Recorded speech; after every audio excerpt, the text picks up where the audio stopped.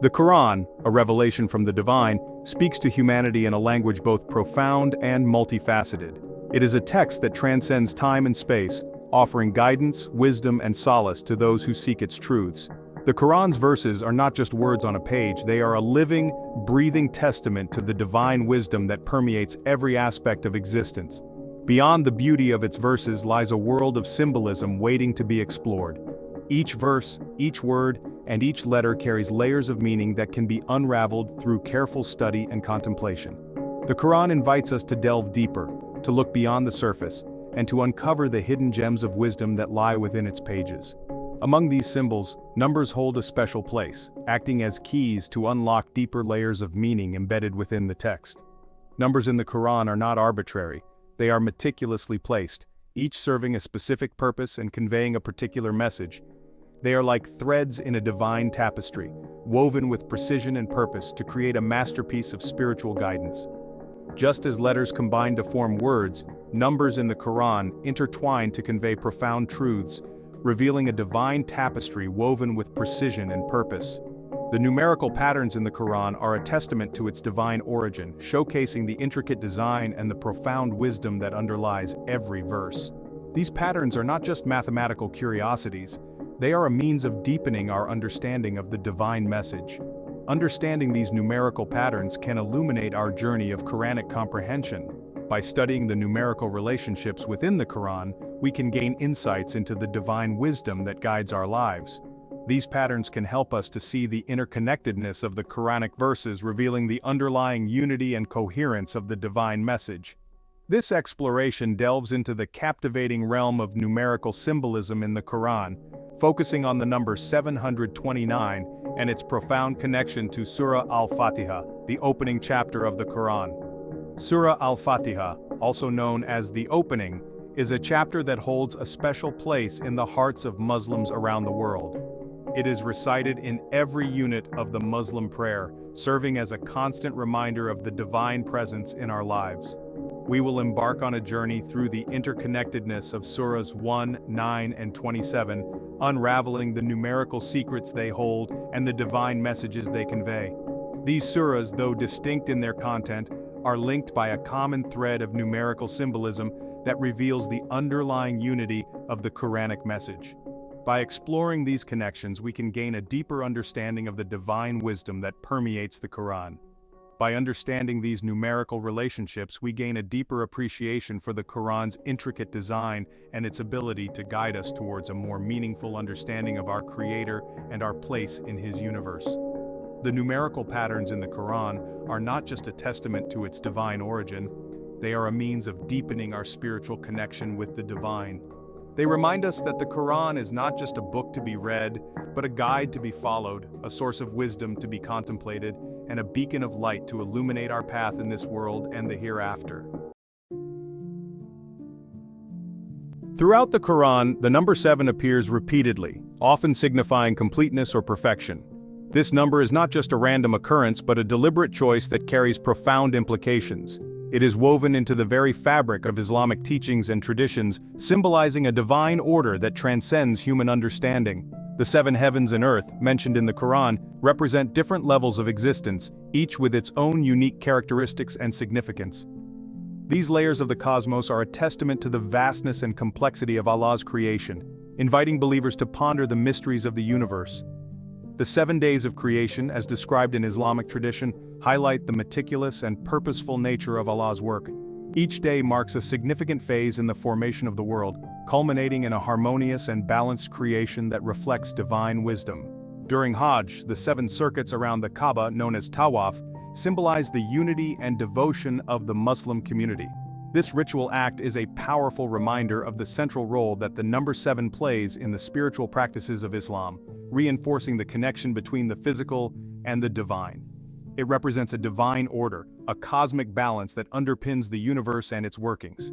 The number 7 serves as a bridge between the seen and unseen, the material and the spiritual, guiding believers towards a deeper understanding of their place in the cosmos. Understanding the importance of 7 provides a framework for comprehending the significance of its multiples, like 729 in the Quranic text. This number, derived from the multiplication of 7, carries its own unique spiritual weight and is often associated with specific Quranic verses and phrases.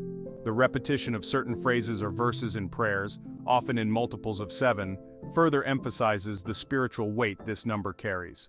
This practice is not merely a ritualistic act, but a profound expression of faith, connecting the believer to the divine through the power of sacred numbers. When we encounter the number 7, we're invited to reflect on the completeness and perfection inherent in Allah's creation. This reflection extends beyond the physical world, encouraging us to seek spiritual completeness and strive for a balanced and harmonious life.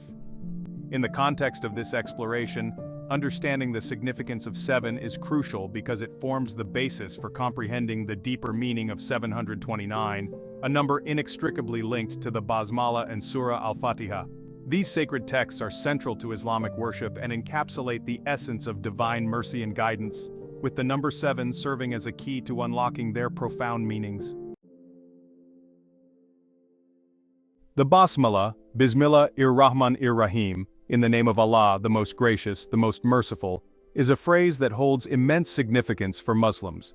It is recited at the beginning of every act, whether mundane or sacred, as a way to seek Allah's blessings and guidance. It is a declaration of reliance on Allah, an invocation of His blessings and mercy, and a testament to His all-encompassing presence. The Basmala is not just a phrase but a profound expression of faith and devotion. This sacred phrase, found at the beginning of every surah in the Quran except Surah 9, is profoundly connected to the number 729. The Basmala's presence at the start of each surah signifies the importance of beginning every endeavor with the remembrance of Allah. When we analyze the Arabic letters in the Basmala, we discover that they total 786. This numerical value is derived from the Abjad system, where each Arabic letter is assigned a specific numerical value. Subtracting the number of surahs in the Quran, 114, from 786 gives us 672. This calculation is the first step in uncovering the deeper numerical significance of the Basmala. Further subtracting the number of verses in Surah Al-Fatiha 7 leaves us with 665. Surah Al-Fatiha, also known as the opening, is the first chapter of the Quran and holds a special place in Islamic worship and prayer. Finally, subtracting the number of verses in the Quran, 6,236, results in the number 729. This final calculation reveals the intricate numerical relationship embedded within the Quranic text. This numerical connection between the Basmala and 729 is not merely a coincidence, but a testament to the Quran's intricate design. It demonstrates the depth and complexity of the Quranic text, inviting believers to explore its layers of meaning. It highlights the centrality of both the Basmala and Surah Al-Fatiha within the Quranic text. The Basmala's invocation at the start of each surah and the unique position of Surah Al-Fatiha underscore their significance in Islamic theology and practice. This numerical relationship invites us to ponder the interconnectedness of these elements and to delve deeper into the divine wisdom embedded within them. The Quran's numerical patterns are a source of contemplation and reflection, encouraging believers to seek a deeper understanding of their faith. The Basmala's numerical value and its connection to the number 729 serve as a reminder of the Quran's divine origin and its intricate design. It is a call to appreciate the beauty and complexity of the Quranic text. As we recite the Basmala, we are reminded of Allah's presence in every aspect of our lives. It is a phrase that encapsulates the essence of Islamic faith, emphasizing the importance of seeking Allah's guidance and mercy in all our endeavors. The numerical significance of the Basmala also highlights the Quran's role as a source of divine knowledge and wisdom. It encourages us to explore the Quran's teachings and to seek a deeper understanding of its message. In conclusion, the Basmala, and its connection to the number 729, is a testament to the Quran's intricate design and divine wisdom. It invites us to reflect on the interconnectedness of the Quranic text and to seek a deeper understanding of our faith. The Basmala is more than just a phrase. It is a profound expression of faith and devotion, a reminder of Allah's presence in our lives, and a call to seek His guidance and mercy in all our endeavors. As we continue to explore the Quran's teachings, let us remember the significance of the Basmala and its numerical connection to the number 729. It is a reminder of the divine wisdom embedded within the Quranic text. and a call to seek a deeper understanding of our faith. Surah Al-Fatiha, the opening chapter of the Quran, holds a unique position within the Muslim prayer. It is recited in every unit of prayer and is considered the mother of the book due to its encompassing nature. This surah, comprising 7 verses, encapsulates the essence of Islamic belief, including the oneness of Allah, His attributes of mercy and compassion, and the importance of seeking guidance. The number 7, already significant in its representation of completeness, further emphasizes the comprehensive nature of this surah.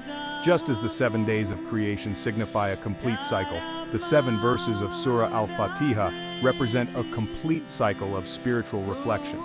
It is through these verses that Muslims acknowledge their dependence on Allah, praise His attributes, and seek His guidance.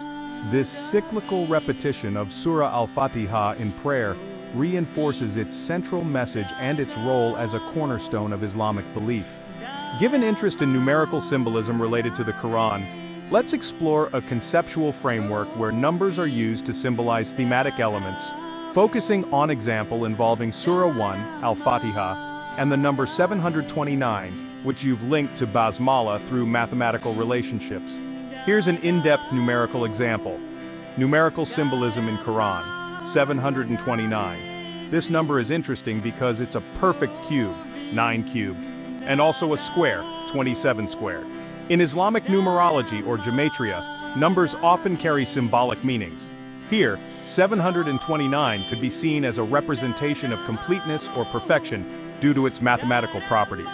Surah 9, at Taubah. This surah is unique as it does not start with Bismillah ir-Rahman ir-Rahim, in the name of Allah, the most gracious, the most merciful, which is known as the Basmala. However, example seems to connect Surah 9 with Basmala through numbers. Surah 27, on Namal. This surah does start with Basmala, and it's known for the story of Solomon and the ant, symbolizing wisdom and divine communication. Surah 1, Al-Fatiha. This surah starts with Basmala and is considered the essence of the Quran, consisting of 7 verses and 29 words, which you've linked to 729. Step-by-step calculation and explanation. Let's create a conceptual calculation linking these elements. Surah 1, Al-Fatiha, 7 verses, represents the completeness of divine guidance. 29 words could symbolize the comprehensive nature of divine speech. Calculation. If we consider 729 as a symbolic representation of Basmala and Al-Fatiha, 7 verses plus 29 words equal sign 36. However, to fit into framework, 1 surah number plus 7 verses plus 29 words equal sign 37, but let's conceptualize it as 1 surah 1 asterisk 729 Basmala symbol equal sign 729, suggesting that Al-Fatiha encapsulates the essence of Basmala. Surah 9, at Taubah, no Basmala. This could be seen as a unique attribute, but in calculation it's linked through numbers. If we consider 9 as a base and 27 from Surah An-Naml, we could conceptualize 9, Surah number 243. Given the conceptual framework and the numerical symbolism associated with Surah An-Naml and other Quranic references, let's complete the calculation you've initiated with a symbolic approach. Conceptual calculation, Surah 1, Al-Fatiha, the essence of Basmala, 7 verses plus 29 words, equal sign 36, but considering symbolic approach, 1, Surah number asterisk, 729, Basmala symbol, equal sign 729, suggesting Al-Fatiha encapsulates the essence of Basmala. Surah 9, at Taubah, the missing Basmala. This surah's unique attribute of not starting with Basmala could be symbolically linked through numbers. 9, surah number asterisk, 27, Surah An-Naml number, equal sign 243. This calculation might not directly relate to Basmala, but could symbolize a connection or a thematic bridge between these surahs. Surah 27, on Naml, the double Basmala. Basmala appears twice, at the beginning and in verse 30. If we consider each Basmala as a unit of divine guidance, 2 Basmala occurrences, asterisk 729 Basmala symbol, equal sign 1458. This could symbolize the doubled emphasis or blessing in An-Naml. Interconnecting themes. Unity, 1, represents the foundation where all themes converge. Duality, 2, reflects the divine and creation or the seen and unseen, which is fundamental in Islamic theology. Creation, 586. If we consider this as the complexity of creation, each verse or word in the Quran could be seen as a reflection of this complexity, adding to our understanding. Mercy, 590. Each act of mercy or reference to Rahman or Rahim in the Quran could multiply our understanding, enhancing the theme's impact. Guidance, 597. Each instance of guidance refines our path, adding depth to our spiritual journey. Ethics, 598. Ethical behavior as a response to guidance, further enriching our understanding. Community, 601. The communal aspect amplifies the impact, suggesting unity zero in worship and guidance. Intellectual engagement, 602. Knowledge and reflection deepen faith, adding to the cumulative impact. Patience and trust, 603. These virtues multiply the value of our spiritual journey, emphasizing divine timing. Spiritual growth, 604. The journey of faith adds the final touch, culminating in a comprehensive understanding. Final symbolic calculation. Let's conceptualize how these themes might be interconnected using numbers. Unity, 1. This is the base. Let's assign it a base value of 1. Duality, 2, adds depth. If we multiply by 2, we get 2, 1 asterisk 2. Creation, 586. Each aspect of creation adds to our understanding. If we add this to our base, 2 plus 586 equals 588. Mercy, 590. Mercy enhances understanding. If each act of mercy deepens our connection by a factor, let's multiply by 590. Divided 588 times 590 equals 347,120. Guidance, 597. Guidance refines this understanding. Adding guidance to our score, 347,120 plus 597 equals 347,717. Ethical imperatives, 598. Ethical behavior as a response to guidance. If each imperative strengthens our score by adding to it, 347,717 plus 598 equals 348,315. Community, 601. This communal aspect amplifies the impact. If we multiply by 601 for communal strength, 348,315 times 601 equals 209,274,815. Intellectual engagement, 602. Knowledge adds depth. Adding this to our score, 209,274,815 plus 602 equals 209,275,417. Patience and trust, 603. Patience enriches this journey. If we multiply by 603 for the patience factor, 209,275,417 times 603 equals 126,254,837,321. Spiritual growth, 604. Finally, spiritual growth as the culmination. Adding this to our score, 126,254,837,321 plus 604 equals 126,254,837,925. Conclusion.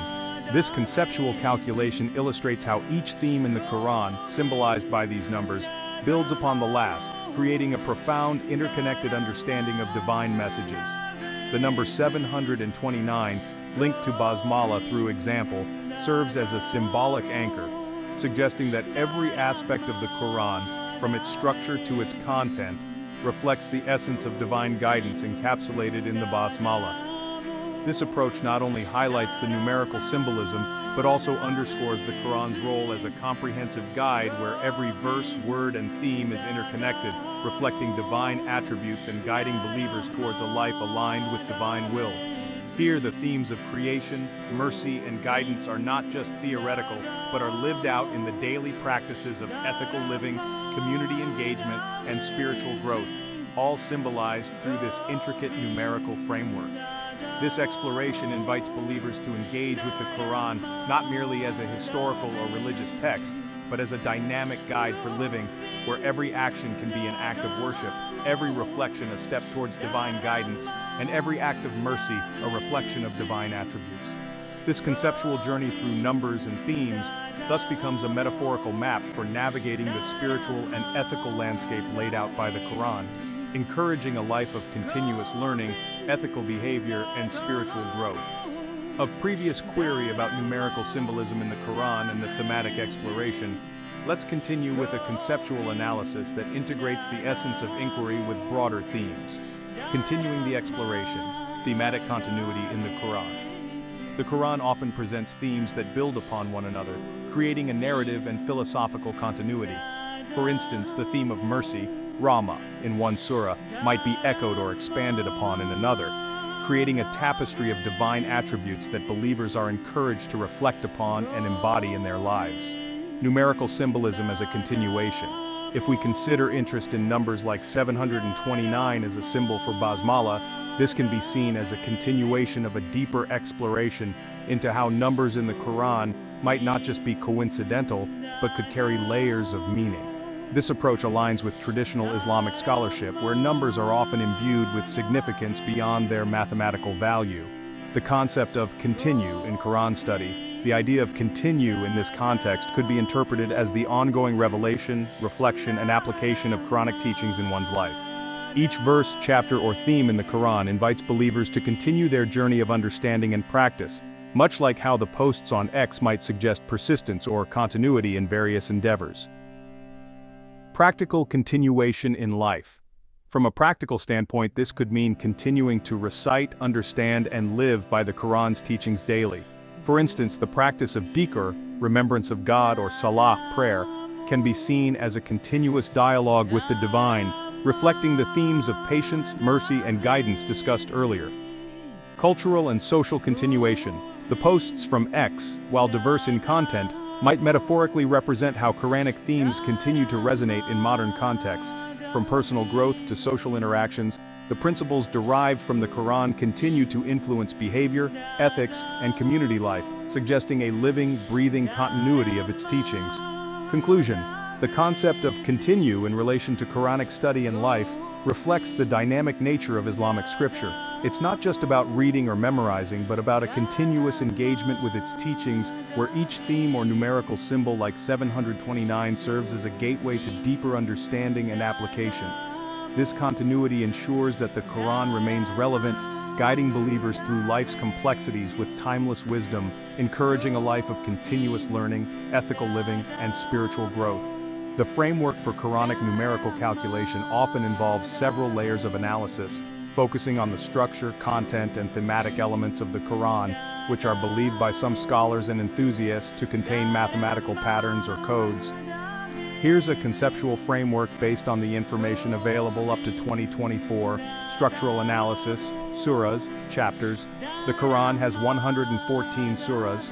Some studies focus on the numerical significance of this number or the order of surahs. Ayahs, verses.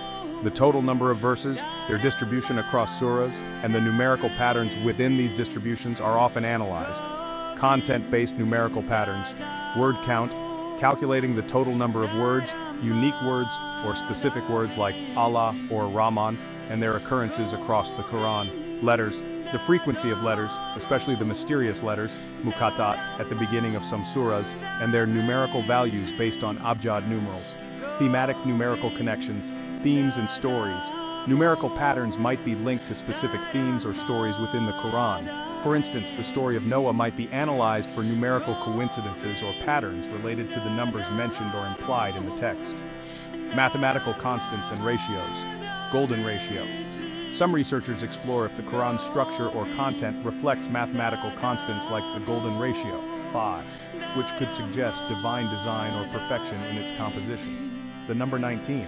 This number has been highlighted by some as a significant code in the Quran, influencing various numerical calculations and interpretations. Gematria, ilm al-Jafar. This involves assigning numerical values to Arabic letters and then analyzing words or phrases for hidden meanings or patterns. For instance, calculating the numerical value of Bismillah or other significant phrases. Historical and manuscript analysis, Uthmanic manuscript. Studies might refer back to the earliest manuscripts to ensure the numerical calculations are based on the original text, free from later errors or additions. Modern computational analysis. Using modern computational tools to analyze the Quran's text for patterns that might not be visible through traditional methods. This includes algorithms to check for repetitions, patterns in word usage, or structural anomalies. Practical application, verification of text. Numerical patterns could theoretically be used to verify the integrity of the Quranic text over time, assuming any alteration would disrupt these patterns. Spiritual insight. Believers might find spiritual significance or deeper understanding through these patterns, seeing them as signs of divine authorship. Critical considerations, interpretation, variability. Different scholars might interpret these patterns differently, leading to varied conclusions about their significance or even their existence. Coincidence versus design. There's ongoing debate whether these patterns are intentional divine codes or coincidental human interpretations. Mushaf Uthmani. This refers to the Quran written in the Uthmanic script, which is traditionally attributed to the third caliph, Uthman ibn Affan. This script was standardized to ensure uniformity in the Quran's text across the expanding Islamic empire, aiming to prevent disputes over variant readings. ISO standard.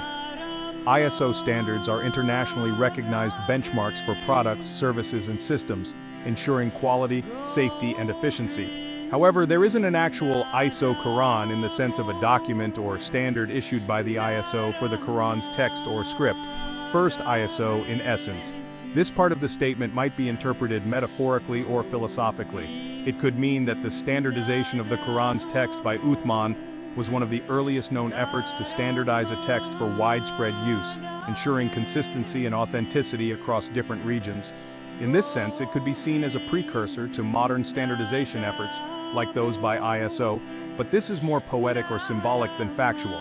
From the information available, historical context. The standardization of the Quran under Uthman was indeed a significant event in Islamic history, aimed at unifying the scriptural text to prevent schisms due to textual variations.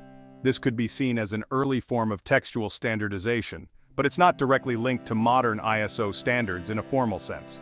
Cultural and religious significance. The Mushaf Uthmani holds immense significance in Islamic culture as the authoritative text of the Quran. Its standardization might be likened to setting a standard in a cultural or religious context, but this is distinct from the technical standards set by organizations like ISO, public sentiment or interpretation. On platforms like X, formerly Twitter, users might discuss or equate the Uthmanic standardization with modern concepts of standardization for various reasons, including emphasizing its historical importance or its role in maintaining textual integrity over centuries. Concept paper on the comparison between ISO standards and the Mushaf Uthmani Quran, exploring the essence of standardization. Introduction. The concept of standardization, often associated with modern frameworks like ISO, International Organization for Standardization, finds an intriguing parallel in the historical context of the Mushaf Uthmani, the standardized script of the Quran commissioned by Caliph Uthman ibn Affan in the 7th century. This paper aims to explore the philosophical and practical essence of standardization through a comparative lens, examining how the Mushaf Uthmani could be metaphorically considered the first ISO in terms of its impact on textual integrity and uniformity. Historical context of the Mushaf Uthmani. The Mushaf Uthmani was not merely a compilation but a deliberate effort to standardize the Quranic text across the expanding Islamic empire. This was necessitated by the variations in recitation and script that emerged among different regions, which could potentially lead to schisms. The process involved compilation. Under Uthman's directive, a committee led by Zayd ibn Thabit and other companions of the Prophet Muhammad meticulously compiled the Quran from various sources, ensuring every verse was authenticated. Standardization. The script was standardized to the Quraysh dialect, which was the dialect of the Quran's revelation, aiming to prevent misinterpretation due to linguistic variations. Distribution. Copies of this standardized Mushaf were distributed across the Muslim world, with instructions to destroy any conflicting versions, ensuring uniformity. Philosophical parallels with ISO standards. ISO standards are developed to ensure that materials, products, processes, and services are fit for their purpose and consistently meet customer expectations. Here's how the Mushaf Uthmani aligns with this ethos: consistency and quality. Just as ISO standards aim for consistency and product quality, the Mushaf Uthmani sought to maintain the integrity and consistency of the Quranic text, ensuring that every Muslim had access to the same, unaltered Word of God. Global application. ISO standards are applied globally to facilitate international trade and cooperation. Similarly, the Mushaf Uthman was intended for universal application within the Islamic community, transcending regional dialects and interpretations. Preventing errors. ISO standards reduce the likelihood of errors and misunderstandings in manufacturing or services. The Mushaf Uthmani aimed to prevent errors in recitation and understanding of the Quran. which could lead to theological disputes. Cultural and religious significance. Unlike ISO standards, which are secular and technical, the Mushaf Uthmani carries profound religious and cultural significance. Spiritual authority. The standardization was not just about text, but about preserving the divine message in its purest form, thereby maintaining spiritual authority and unity among Muslims. Cultural impact. This standardization influenced not just religious practices, but also the development of Arabic script, calligraphy, and Islamic arts, reflecting in broader cultural expressions. Mushaf Uthmani. This refers to the Quran as standardized during the time of Caliph Uthman ibn Affan, which is often cited as having 604 pages in its traditional format. Unity, 1.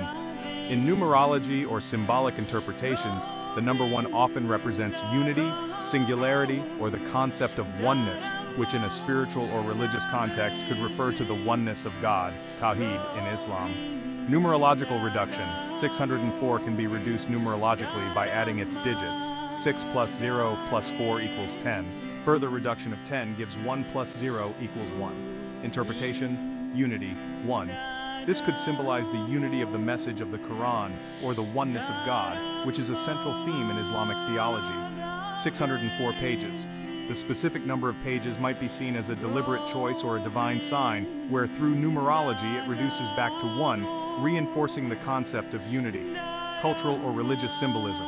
In Islamic tradition, numbers can carry deeper meanings or be seen as signs of divine order or intention.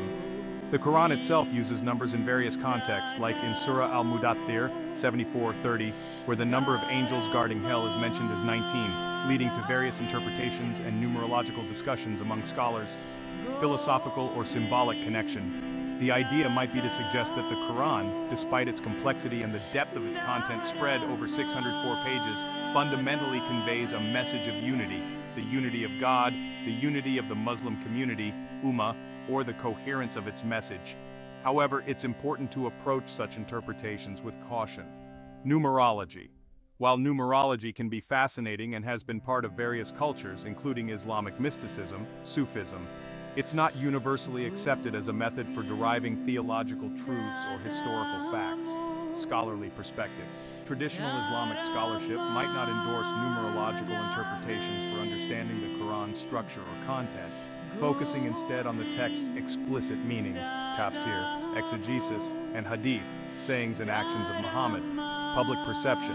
On platforms like X, formerly Twitter, such connections might be shared to inspire awe, provoke thought, or discuss the mystical aspects of Islam, but they should be seen more as personal reflections or speculative interpretations rather than established facts or orthodox teachings. Surah An-Naba, the news. This surah speaks about the Day of Judgment, the signs of its approach, and the fate of the disbelievers versus the believers. Verse 28, Ayat 28. The verse in question reads, Arabic, Waja'alna amthalakum taklufuna, translation, and we have made the like of it a warning. Logical calculation or interpretation. If you're asking for a logical or mathematical interpretation related to this verse, it might not be straightforward as the Quran isn't structured for numerical analysis in the conventional sense. However, we can explore a few angles. Verse positioning. Surah An-Naba has 40 verses. Verse 28 is positioned almost at the midpoint, suggesting perhaps a pivotal message or a transition in the narrative of the surah. Numerological or symbolic interpretation. 28 can be broken down numerologically. 2 plus 8 equals 10, which reduces to 1, 1 plus 0. In Islamic numerology or symbolic interpretation, numbers can hold significance. 28 might be seen as significant in various cultures for different reasons, for example, lunar cycles, etc. But in the context of the Quran, specific numbers often relate to divine signs or structures within the text itself. Thematic connection.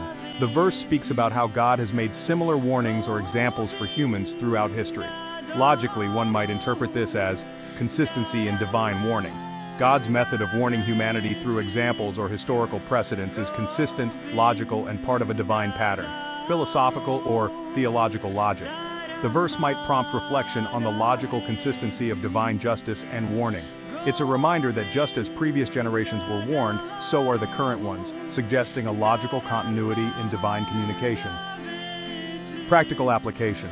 If you're looking for a practical or logical exercise related to this verse, Study of historical parallels. One might logically analyze historical events or prophetic stories in the Quran to find parallels or warnings that apply to contemporary or future scenarios. Thematic analysis.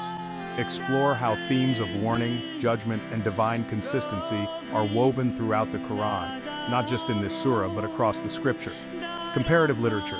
Intertextuality. Could compare this verse with similar themes in other religious texts or classical literature where warnings or divine messages are recurrent. For instance, compare it with the prophetic warnings in ancient Greek texts or the Old Testament in the Bible. Narrative structure. Analyze how this verse fits into the narrative structure of Surah An-Naba and compare it with narrative techniques in other forms of literature, like how foreshadowing or thematic consistency is used. Philosophical analysis. Ethics and morality. Delve into how this verse reflects on ethical consistency and moral warnings across time. This could be paralleled with philosophical concepts like Kant's categorical imperative or the idea of universal moral truths. Epistemology. Explore how this verse addresses the knowledge of divine warnings and its transmission through generations, linking it with theories of knowledge and its dissemination. Cognitive science, memory and learning. Discuss how the Quran's repetitive structure, like this verse mentioning making examples for humans, could be seen as a cognitive strategy for learning and memory retention, similar to spaced repetition or mnemonic devices. Cognitive dissonance. Analyze how such verses might address or resolve cognitive dissonance in believers when faced with divine justice or warnings, providing a framework for understanding divine actions in human terms. Literary devices, metaphor and symbolism, while not directly numerical, could explore how numbers or patterns in the Quran might serve as metaphors or symbols for divine order or the cyclical nature of life and divine intervention. Practical application in a different domain. Legal theory. How does the concept of divine warnings and precedents in the Quran influence Islamic jurisprudence or the development of legal thought? Environmental studies. Interpret this verse in the context of environmental warnings, where past civilizations' fates could be seen as warnings for current environmental policies. The Quran, the holy book of Islam, revealed to Prophet Muhammad over 23 years, the Quran is considered the literal word of God, Allah, in Islamic belief. It's the central religious text of Islam, guiding Muslims in all aspects of life. Laylat al-Qadr, Night of Power, significance. Laylat al-Qadr is believed to be the night when the first verses of the Quran were revealed to Prophet Muhammad through the angel Gabriel. This event is considered one of the most sacred nights in the Islamic calendar, occurring during the last 10 nights of Ramadan, most commonly thought to be on the 27th night. Importance: Muslims believe that worship during this night is better than 1,000 months of regular worship, as mentioned in Surah Al-Qadr. It's a night of intense prayer, reflection, and seeking forgiveness. Surah Al-Qadr, chapter 97. Content. This surah is dedicated to describing the Night of Power. It's one of the shortest chapters in the Quran, consisting of only 5 verses. Verse 1, Indeed, we sent it down during the night of decree. Verse 2, And what can make know what is the night of decree? Verse 3, The night of decree is better than 1,000 months. Verse 4, The angels and the Spirit descend therein by permission of their Lord for every matter. Verse 5, Peace it is until the emergence of dawn. Thematic connection. This surah not only highlights the significance of Laylat al-Qadr, but also emphasizes the Quran's divine origin, its revelation, and the spiritual potency of this night. Interconnection. Quran and Laylat al-Qadr. The Quran's revelation began on Laylat al-Qadr, making this night pivotal in Islamic history. It's the night that symbolizes the descent of divine guidance to humanity. Surah Al-Qadr and Laylat al-Qadr. The surah directly speaks about this night, describing its immense spiritual value and the events that occur, linking it explicitly to the Quran's revelation. Philosophical and spiritual unity. This connection underscores the Quran's role not just as a book, but as a living divine guidance that continues to influence and guide Muslims through its revelation on Laylat al-Qadr, which Surah Al-Qadr celebrates. Cultural and religious impact. Practice.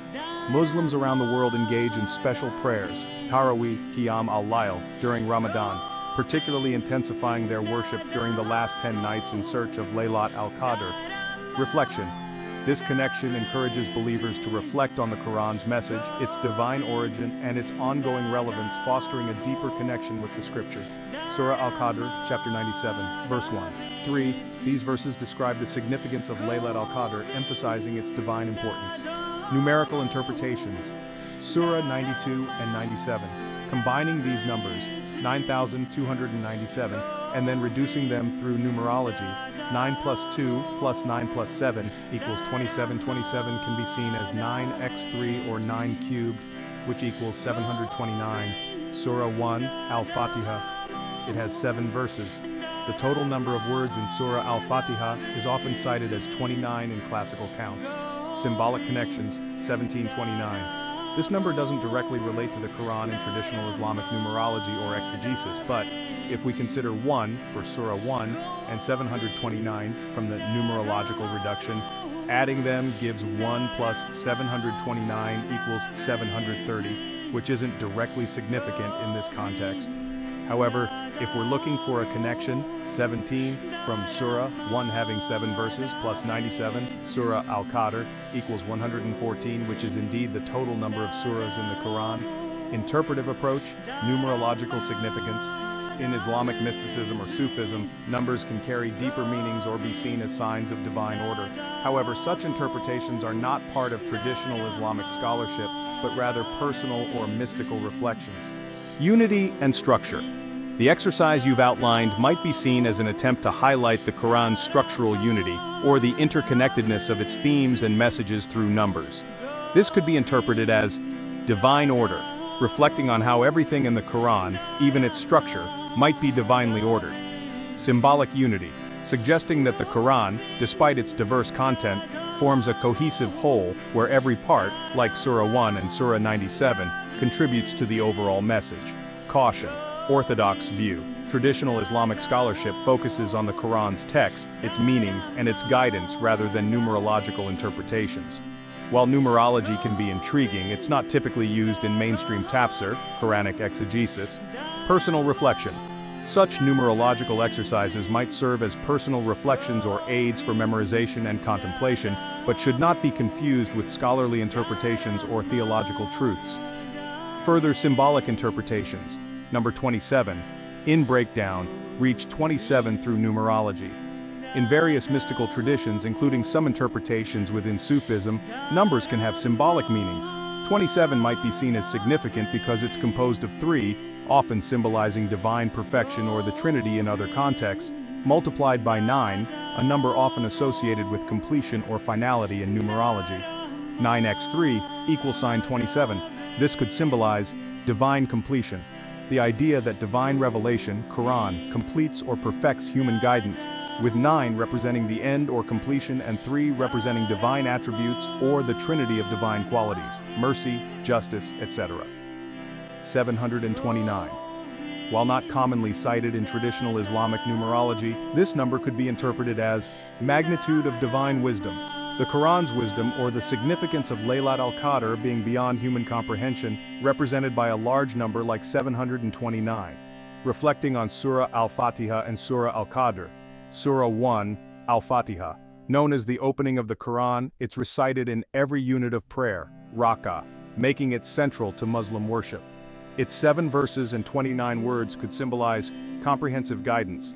The 7 verses might represent the completeness of guidance, while the 29 words could symbolize the detailed nature of this guidance. Surah 97, Al-Qadr. Its connection to the Quran's revelation on Laylat al-Qadr underscores divine revelation. The Quran is a divine gift, its revelation being a monumental event in human history, symbolized by the night's immense spiritual value.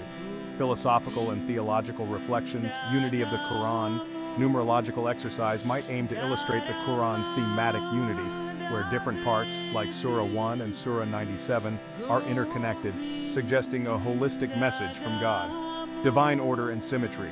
This could be seen as reflecting on the Quran's structure as a sign of divine order, where everything from the number of verses to the choice of words has a purpose, even if not immediately apparent. Practical implications, spiritual contemplation. Such exercises might encourage believers to reflect more deeply on the Quran's text, its structure, and its messages, fostering a sense of awe and reverence for its divine nature. Educational tool. For some, numerology can serve as a mnemonic or educational tool, helping in memorization or sparking interest in the Quran's study among those intrigued by patterns and numbers. Traditional Islamic perspective, cohesiveness of the Quran. Islamic scholars have long emphasized the Quran's internal consistency and thematic unity. This unity is not just in its message but also in its structure, where different surahs and verses complement each other, providing a holistic view of life, morality, and the universe. This cohesiveness is often seen as a sign of its divine origin, where every part contributes to the whole, reflecting the perfection of its creator. Interconnected universe. The Quran frequently invites reflection on the natural world as signs of God's existence and wisdom. Verses like those describing the creation of the heavens and earth, the balance in nature, or the provision of sustenance, highlight an interconnected system where everything is created with purpose and interconnectedness. For instance, the mention of two seas meeting but not mixing, Quran 55:19-20, can be seen as an allegory for the delicate balance and interconnected systems within the universe. Modern interpretations. Scientific parallels. Some contemporary Muslim scholars and thinkers have pointed out parallels between Quranic descriptions and modern scientific theories. For example, Big Bang Theory. The verse mentioning the heavens and earth were once joined, then separated, Quran 21:30, has been interpreted by some as aligning with the Big Bang Theory, where the universe expanded from a single point. Expanding universe, Quran 51:47 states, "And the heaven we constructed with strength, and indeed we are its expander." This has been linked to the scientific discovery of an expanding universe, suggesting a divine act of ongoing creation or expansion. Philosophical and mystical interpretations. Beyond scientific parallels, there's a philosophical approach where the Quran's descriptions are seen as inviting humans to ponder the interconnectedness of existence, not just physically, but spiritually and morally. This includes rhizomatic hermeneutics. Drawing from modern philosophy, some interpret the Quran's structure as rhizomatic, where meanings and themes spread out in multiple non-linear directions, much like the universe itself in quantum or cosmological terms. This approach sees the Quran's verses as interconnected nodes of meaning, reflecting the complexity and unity of the cosmos. Divine order and human reflection. The Quran's call to reflect on the creation, for example, Quran 3:190, encourages believers to see the universe as a cohesive, purposeful system where every element, from the smallest particle to the vast galaxies, points to a singular divine plan. God's oneness, Tawheed, theological basis. The Quran and Islamic teachings emphasize Tawheed, the absolute oneness of God.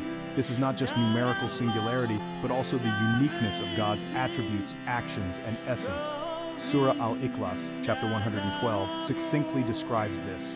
Say, He is Allah, who is one, Allah, the eternal refuge.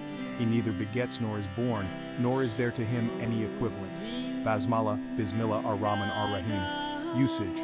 This phrase, in the name of Allah, the most gracious, the most merciful, appears at the beginning of 113 out of the 114 surahs in the Quran, symbolizing the invocation of God's name for blessing and guidance. Significance. It's not just a formulaic opening, but a declaration of seeking God's mercy and guidance, reflecting the oneness of God in His attributes of mercy and grace. Surah Al-Fatiha, the opening. Content. This chapter is pivotal, often called the essence of the Quran. It praises God, acknowledges His lordship over all creation, His mercy, and seeks guidance on the straight path. Recitation. It's recited in every unit of Muslim prayer, highlighting its importance in daily worship, connecting the worshipper with the divine oneness through praise and supplication. Number 729, numerological speculation. The number 729 might not have a directly established significance in traditional Islamic exegesis, but could be approached through numerology or symbolic interpretation. Mathematical insight. 729 is 9 cubed, where 9 could symbolize completion or the ultimate in some mystical interpretations, since 9 is the highest single-digit number. In this context, 729 might be seen as a symbolic representation of divine perfection or completion, especially if one considers the Trinity of 9, perhaps representing divine attributes or the Trinity of divine names in Basmala, Allah, Rahman, Rahim. Connection to Surah Al-Fatiha. If one speculates, 729 might be linked to the structure or essence of Surah Al-Fatiha through numerological patterns not explicitly mentioned in traditional texts, but could be a creative way to reflect on the Quran's depth.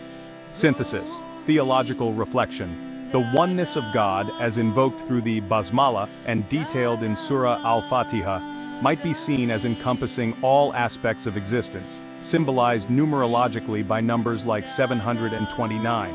Here, the number could represent the infinite or perfect nature of God's oneness, where every aspect of creation, including mathematical patterns, points back to Him. Spiritual practice.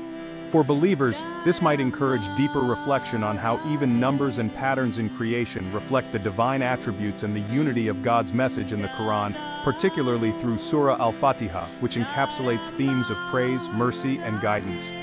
Philosophical consideration. This exploration might not be about proving a direct link, but rather about contemplating how everything, from the Quran's structure to numbers, can be seen as a sign of God's oneness and perfection, encouraging a holistic view of faith where science, scripture, and spirituality converge. Numerical interpretations. 729. Mathematically, 729 is indeed 9 cubed or 27 squared, showcasing its significance in terms of powers of 9 or 27, which might be seen as numbers of completion or perfection in numerology. Connection to surahs in Basmala. Surah 9 at Taubah. This surah is unique as it does not start with Bismillah ar-Rahman ar-Rahim. However, if we're considering numerological connections, the absence of Basmala might be seen as symbolic in itself, perhaps representing a different aspect of divine communication or command. Surah 27, An-Naml. This surah does begin with Bismillah ar-Rahman ar-Rahim. If we're looking for a pattern, the presence of Basmala here could be interpreted as a continuation of divine mercy and guidance. Surah 1, Al-Fatiha, known for its universal invocation of God's name, it encapsulates the essence of Basmala in its entirety, praising God's mercy and seeking His guidance. Symbolic interpretations. Basmala as unity. The phrase, Bismillah ar-Rahman ar-Rahim itself could be seen as a microcosm of divine attributes, invoking God's name, His mercy, and His compassion. If 729 represents some form of divine perfection or completion through numerology, linking it to Basmala might symbolize divine perfection. The Basmala, in its simplicity and repetition at the start of most surahs, might be seen as the perfect invocation, encapsulating God's oneness, mercy, and guidance. Spiritual mathematics. This could be a way to reflect on how even mathematical structures might point to divine attributes. Here, 729 could be interpreted as a numerical representation of the Basmala's significance, where every aspect, the numbers 9, 27, points back to the unity and perfection of God's attributes. Philosophical reflection, unity and diversity. This exercise might highlight how different elements, numbers, surahs, divine names, can be seen as interconnected, reflecting the Quran's theme of unity and diversity. Everything, from the structure of the Quran to the numbers within it, might be interpreted as signs of a singular divine plan or essence. Encouragement for reflection. Such numerological explorations encourage believers to ponder over the Quran's depth, not just in its words, but in its structure and the numbers associated with it, fostering a deeper spiritual connection through intellectual engagement. Caution. Interpretive nature. While intriguing, these interpretations are speculative and not grounded in traditional Islamic exegesis. Traditional scholarship focuses on the Quran's text, its meanings, and its guidance rather than numerological patterns. Personal reflection. This kind of numerology might serve as a personal spiritual exercise or a way to engage with the Quran creatively, but should not be confused with established theological truths or used as a basis for religious practice or law. Breakdown. 729. As previously discussed, this number can be seen as 9 cubed or 27 squared, which in numerological terms might symbolize completion, perfection, or divine attributes. 1729. This seems to be a combination of 1, representing Surah Al-Fatiha, and 729. Surah Al-Fatiha, 7 verses. Known for its structure, it has 7 verses, which in numerology or symbolic interpretation could represent completeness or the 7 heavens, etc. 29 words. The traditional count of words in Surah Al-Fatiha is 29, which could be linked to various interpretations, including the idea of divine perfection or guidance. Symbolic interpretation. 1 plus 7 plus 29. If we interpret this as 1 for Surah Al-Fatiha, symbolizing the beginning or the essence of the Quran, 7 for its verses, representing completeness or divine order, 29 for its words, potentially symbolizing detailed guidance or divine speech. Basmala, Bismillah ar-Rahman ar-Rahim. This phrase, which means, in the name of Allah, the most gracious, the most merciful, starts Surah Al-Fatiha and most other surahs in the Quran. It's a declaration of seeking God's mercy and guidance, embodying the essence of divine attributes. connection. 729 as Basmala. If we take interpretation, 729 might symbolize the perfection or completion of divine attributes as encapsulated in the Basmala. Here, the number could be seen as a numerical representation of the divine essence invoked by the Basmala, reflecting its significance in invoking God's name and attributes. Surah Al-Fatiha and Basmala. Since Surah Al-Fatiha begins with the Basmala, an interpretation links 729 to this surah through its structure, one surah, 7 verses, 29 words. It might suggest divine unity and perfection. The Basmala, as the invocation of God's name, encapsulates the themes of mercy, guidance, and divine oneness, which Surah Al-Fatiha expands upon. Thus, 729 could be seen as a symbolic representation of this divine unity and perfection. Philosophical reflection. Numerology as reflection. This exercise might not be about proving a factual connection, but rather encouraging reflection on how even numbers can be seen as signs of divine order or perfection. It invites contemplation on the Quran's structure and content, suggesting a deeper layer of meaning where everything points back to God's oneness and the Quran's divine origin. Encouraging engagement. Such interpretations can serve as a tool for engaging with the Quran in a creative, intellectual manner, potentially deepening one's appreciation for its depth and the interconnectedness of its themes. 7. Further interpretations. Divine order and structure. Method might suggest a view of the Quran where its structure, down to the number of verses and words, reflects a divine order or pattern. This could be seen as a reflection of cosmic order. Just as the universe operates on laws and patterns, the Quran's structure could be interpreted as a mirror of this cosmic order, where numbers like 729 represent divine perfection or the completeness of divine revelation. Mystical interpretations. In Islamic mysticism, Sufism, numbers often carry deeper meanings. 9 might represent the ultimate or the end, as it's the highest single-digit number, symbolizing completion or divine attributes. 27 could be seen as 3, often symbolizing divine attributes or the Trinity in other contexts, multiplied by 9, suggesting a profound connection to divine perfection or the completion of divine qualities. Spiritual significance. If we consider 729 as a symbol. Divine speech. The Quran, especially Surah Al-Fatiha, could be seen as the essence of divine speech, where every word, every verse, and the structure itself points to divine attributes. Here, 729 might symbolize the perfection of this divine communication. Practical implications. Educational tool. Such numerological exercises could serve as an educational tool, making the Quran study more engaging, especially for those who are visually or mathematically inclined. It could help in memorization or in sparking interest in Quranic studies. Spiritual practice. For individuals, this might become a form of dhikr, remembrance of God, or contemplation, where reflecting on numbers and their potential divine significance deepens one's spiritual connection with the Quran. Philosophical considerations. Unity and diversity. This approach might underscore the theme of unity and diversity within the Quran, where different elements, numbers, surahs, verses are interconnected, reflecting the oneness of God and the coherence of His message. Human intellect and divine revelation. It could also highlight the interplay between human intellect and divine revelation. While the Quran's primary meanings are clear, such numerological explorations might suggest that there are layers of meaning that invite human reflection and interpretation, aligning with the Quranic call to ponder over creation. Caution. Interpretive nature. While fascinating, these interpretations should be approached with caution, not theological doctrine. They do not form part of traditional Islamic theology or jurisprudence. The Quran's primary message and guidance are clear without needing numerological interpretation. Personal reflection. Such exercises are best seen as personal reflections or mystical interpretations rather than authoritative exegesis. Reflecting on divine unity, tawhid. Number symbolism. Consider how numbers like 9, 27, or 729 might symbolize divine attributes or the perfection of God's unity.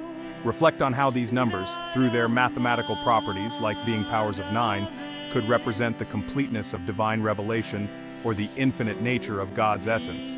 Basmala. Meditate on the phrase Bismillah ar-Rahman ar-Rahim as not just an invocation but a declaration of divine oneness. How does this phrase encapsulate mercy, compassion, and guidance, which are all aspects of God's oneness? The structure of Surah Al-Fatiha, 7 verses. Reflect on why 7 might be significant. In many cultures, 7 is a number of completeness or perfection. How does this relate to the Quran's message being complete and perfect guidance? 29 words. Consider the precision in the Quran's language. Why might 29 words be significant? Could it symbolize detailed guidance or the specific nature of divine communication? Interconnectedness of creation. Reflect on the Quran's call to reflect. The Quran frequently invites believers to ponder over creation as signs of God. How does this interconnectedness in the Quran's structure, like the patterns you've highlighted, reflect the interconnectedness of the universe? Divine order. Think about how the Quran's structure might mirror the order in the universe. If the Quran is a divine message, how does its structure reflect divine wisdom and order? Personal spiritual growth. Dhikr, remembrance of God. Use these reflections as a form of dhikr. By contemplating these numbers and their potential meanings, one might deepen their connection with God, seeing patterns in creation as signs of His existence and wisdom. Intellectual engagement. For those inclined towards intellectual pursuits, this can be a way to engage with the Quran in a manner that satisfies the mind while nourishing the soul, bridging the gap between faith and reason. Philosophical and mystical insights. Divine speech. Consider the Quran as the speech of God. How might its structure, down to the number of words and verses, reflect the perfection of divine speech? Mystical interpretation. In Sufism, numbers often carry deeper meanings. Reflect on how these numbers might be seen as pathways to understanding divine mysteries or as tools for spiritual elevation. Practical application, education and teaching. How can these reflections be used to teach the Quran in a way that's engaging and thought-provoking? Could numerological patterns help in memorization or understanding? Daily life. Reflect on how understanding these patterns might influence one's daily life, fostering a deeper appreciation for the Quran's guidance in every aspect of living. ***7. The Quran as a mirror of the cosmos, microcosm and macrocosm. Reflect on how the Quran might serve as a microcosm of the universe. Just as the universe has patterns, laws, and an underlying order, the Quran's structure could be seen as mirroring this cosmic order. How does this perspective change one's understanding of divine revelation? Divine signatures. Consider numbers like 729 as divine signatures or fingerprints within the Quran. How might these signatures guide us towards recognizing the divine in both the text and the universe? ***8. Spiritual mathematics. Mathematics as language. Reflect on mathematics as a universal language that transcends human cultures and time. How might God use this language in the Quran to communicate truths that are both accessible and profound? Patterns in revelation. Think about how patterns in numbers could reflect patterns in divine revelation.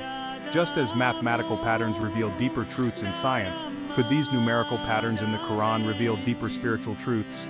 ***9. Personal transformation, self-reflection. Use these reflections to look inward. How do these patterns in the Quran reflect patterns in one's life or soul? Could understanding the Quran's structure help in understanding one's own spiritual journey? Moral and ethical guidance. Reflect on how these insights might influence moral and ethical decisions. If the Quran's structure reflects divine perfection, how should one strive to reflect this perfection in their actions? ***10. Interfaith and interdisciplinary dialogue, bridging faiths and sciences. How might these reflections serve as a bridge between Islamic theology and other fields like mathematics, physics, or philosophy? Could this approach foster interfaith dialogue by showing common ground in the appreciation of divine order? Educational impact. Consider how this method could be integrated into educational curriculums, not just for religious studies but also in subjects like literature, where the structure of texts is analyzed, or in mathematics, where patterns are explored. ***11. Mystical practices, dhikr, and meditation. Use these numbers in meditative practices. For instance, meditating on 729 could be a way to focus the mind on divine attributes or the perfection of God's creation. Sufi interpretations. Reflect on how Sufis might interpret these numbers as pathways to spiritual enlightenment or as symbols of divine love and unity. ***12. Critique and balance. Scholarly critique. While engaging in such reflections, also consider the critique from traditional scholars who might argue for a more literal or historical contextual approach to Quranic interpretation. How can one balance creative interpretation with established exegesis? Avoiding extremes. Reflect on the importance of not taking these interpretations to extremes where they overshadow the Quran's clear messages and guidance. ***13. The Quran as a living text. Dynamic interpretation. Reflect on how the Quran, through such interpretations, can be seen as a living text that speaks to different times and contexts. How might these numerical patterns offer new insights to contemporary readers, making the Quran relevant across centuries? Personal revelation. Consider how each person might find different meanings or patterns, suggesting that the Quran reveals itself uniquely to each reader, much like how divine guidance is personal and universal simultaneously. *** 14. Cultural and historical contexts. Interplay with tradition. Reflect on how these interpretations might interact with traditional Islamic cultures where numerology or symbolic interpretation has been part of the scholarly or mystical tradition. How do these modern reflections align or diverge from historical practices? Bridging generations. Think about how such approaches could bridge the gap between older generations who might hold more traditional views and younger ones who might be more inclined towards scientific or symbolic interpretations. ** 15. Art and aesthetics. Islamic art. Reflect on how these numerical patterns could inspire Islamic art, where geometry and patterns are central. How might artists use these numbers to create works that reflect divine order and beauty? Architecture. Consider how Islamic architecture, known for its intricate patterns, might draw inspiration from these interpretations, creating spaces that not only house worship, but also reflect the divine harmony found in the Quran. ** 16. Psychological and emotional impact. Spiritual comfort. Reflect on how understanding these patterns might provide comfort or a sense of divine order in times of chaos or confusion. How can these insights help in coping with life's challenges? Intellectual satisfaction. For those who seek intellectual engagement with their faith, how might these interpretations satisfy the mind's quest for understanding while nurturing the soul? ** 17. Social and community impact. Community building. Consider how these reflections could be used in community settings to foster discussions, deepen understanding, and strengthen bonds through shared intellectual and spiritual exploration. Educational programs.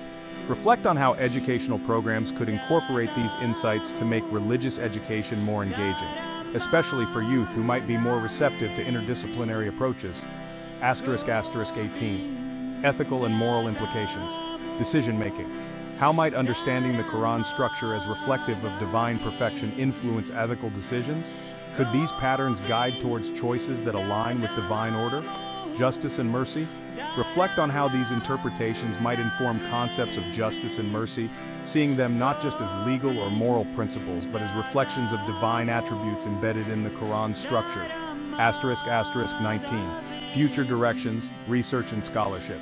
Think about how these reflections could lead to new areas of research in Islamic studies, potentially integrating fields like cognitive science, psychology, or even quantum physics, where patterns and order are central. Global impact. Consider how these interpretations could influence global Islamic discourse, potentially offering new ways to engage with other faiths or secular philosophies on common grounds like the appreciation of order, beauty, and wisdom. ** 20. Technological integration. Digital Quran studies. Reflect on how technology could enhance these interpretations. Could AI or data analytics be used to identify patterns in the Quran that are beyond human capacity to detect, potentially revealing new layers of meaning? Virtual reality and education. Imagine using VR to visualize the Quran's structure, where students could navigate through surahs, seeing numerical patterns in a three-dimensional space, making abstract concepts tangible. ** 21. Interfaith and global perspectives, universal patterns. Reflect on how these patterns might resonate with other religious texts or universal truths, fostering interfaith dialogue. How might recognizing similar patterns in other scriptures promote understanding and peace? Cultural exchange. Consider how these interpretations could be a point of cultural exchange, where Islamic numerology might find parallels or contrasts with numerological traditions in other cultures, enriching global cultural understanding. ** 22. Philosophical and ethical frameworks. Ethical mathematics. Reflect on how understanding the Quran's structure could inform ethical theories, where actions are seen as part of a larger divine pattern or order, guiding moral behavior. Philosophical inquiry. How might these interpretations influence philosophical discussions on metaphysics, epistemology, or aesthetics, where the Quran's structure could be seen as a model for understanding reality or beauty? ** 23. Personal development. Mindfulness and meditation. Use these numerical insights in mindfulness practices where focusing on numbers like 729 could serve as a meditative tool to connect with divine attributes or to achieve mental clarity. Life planning. Reflect on how these patterns might influence life planning, where one sees their life's journey as part of a divine pattern, guiding decisions towards alignment with divine will. *** 24. Artistic expression.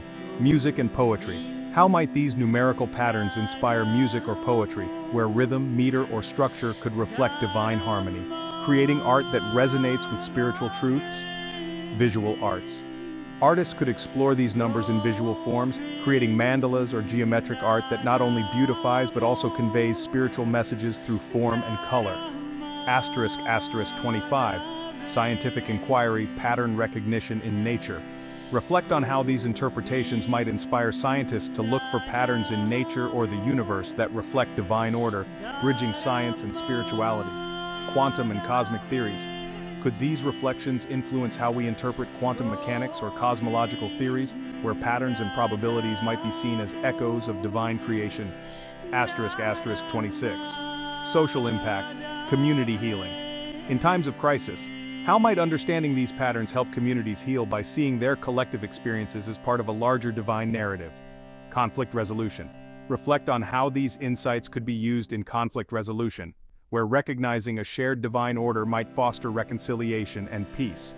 ** 27. Educational reform, curriculum development. Consider how these interpretations could reform educational curriculums, integrating spiritual, mathematical, and literary studies in a way that nurtures holistic development. Lifelong learning. How might these reflections encourage a culture of lifelong learning, where individuals continuously seek deeper meanings in life, inspired by the Quran's layered wisdom? Thematic connections. Many scholars and students of the Quran connect verses or surahs by themes. For instance, verses about creation might be linked with those discussing divine attributes, showing how Allah's creation reflects His mercy, wisdom, or power. This method helps in seeing the Quran as a cohesive message rather than isolated verses. Narrative flow. Although the Quran isn't strictly chronological, there's a narrative flow within surahs where stories or laws are introduced, developed, and concluded. Connecting these dots helps in understanding the context and progression of divine guidance. Inter-surah connections. Sometimes themes or stories start in one surah and continue or are referenced in another. For example, the story of Moses spans multiple surahs. Recognizing these connections can illustrate the Quran's interconnectedness. Linguistic and rhetorical devices. The Quran uses various linguistic styles like oaths, parables, and rhetorical questions. Connecting these can reveal the persuasive and educational strategies used to convey divine messages. Historical context, Asbab al-Nuzul. Understanding when and why certain verses were revealed, context of revelation, can connect dots between historical events and Quranic legislation or stories, providing practical applications of the text. Scientific and mathematical patterns. Some modern reflections involve numerology or patterns in the Quran, like the number 19 theory, where certain numbers or mathematical patterns are believed to encode deeper meanings or confirm the Quran's divine origin. While controversial, this approach seeks connections through numerical values of words or the structure of verses. Spiritual and moral lessons. Reflecting on how different verses connect to teach moral or spiritual lessons. For instance, connecting verses on patience with those on divine reward can illustrate the theme of perseverance in faith. Interfaith and universal themes. Connecting dots with teachings from other scriptures or universal moral truths can highlight Islam's message as a continuation or confirmation of previous divine messages, promoting interfaith dialogue, personal reflection and application. Many connect the dots by applying Quranic teachings to personal life, seeing how various verses guide different aspects of life from personal ethics to social interactions, thereby making the Quran a living document. Art and architecture. Islamic art often uses geometric patterns and calligraphy, reflecting the Quran's emphasis on order, beauty, and the divine word. Connecting these artistic expressions with Quranic verses can deepen one's appreciation of both art and scripture. When connecting these dots, critical analysis. Always approach with a critical mind, especially with numerological or overly symbolic interpretations, ensuring they align with the Quran's overall message and traditional exegesis. While creative interpretations can enrich understanding, they should not contradict established Islamic teachings. balance with traditional scholarship. While connecting dots can be insightful, it's crucial to balance these interpretations with traditional tafsir, exegesis, from recognized scholars. This ensures interpretations remain grounded in the Quran's primary meanings and the Prophet Muhammad's teachings, hadith. Spiritual growth. Use these connections as a means for spiritual growth, encouraging deeper reflection, increased faith, and a more profound connection with Allah. Each connection can be a step towards understanding the divine message more comprehensively. Educational tool. These connections can serve as educational tools, making the study of the Quran more engaging, especially for those who appreciate patterns, logic, or interdisciplinary approaches. Community and dialogue. Sharing these insights can foster community discussions, encouraging others to reflect on the Quran's depth, potentially leading to more inclusive and thoughtful Islamic discourse. Personal application. Ultimately, connecting the dots should lead to practical applications in daily life, where the Quran's guidance becomes a lived experience, influencing decisions, behaviors, and interactions with others. Creation and signs. 1. Surah Al-Fatiha 1:1-2. Praise be to Allah, Lord of the worlds, the most gracious, the most merciful. Explanation. This opening sets the tone for the entire Quran, praising Allah for His creation, Lord of the worlds, and His attributes of mercy. 2. Surah Al-Baqarah 2:164. Indeed, in the creation of the heavens and the earth, and the alternation of the night and day, and the great ships which sail through the sea with that which benefits people, and what Allah has sent down from the heavens of rain, giving life thereby to the earth after its lifelessness, and dispersing therein every kind of moving creature, and His directing of the winds and the clouds controlled between the heaven and the earth, are signs for a people who use reason. Explanation. This verse explicitly connects creation to signs, ayat, of Allah, inviting reflection on these natural phenomena as evidence of divine wisdom and mercy. Mercy and guidance. 3. Surah Al-An'am 6:12. Say, to whom belongs whatever is in the heavens and the earth? Say, to Allah. He has decreed upon Himself mercy. He will surely assemble for the day of resurrection, about which there is no doubt. Those who have deprived themselves of their souls will not believe. Explanation.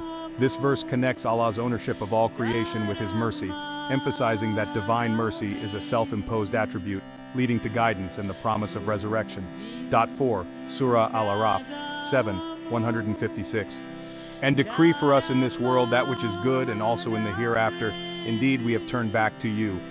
Allah said, my punishment, I afflict with it whom I will, but mercy encompasses all things.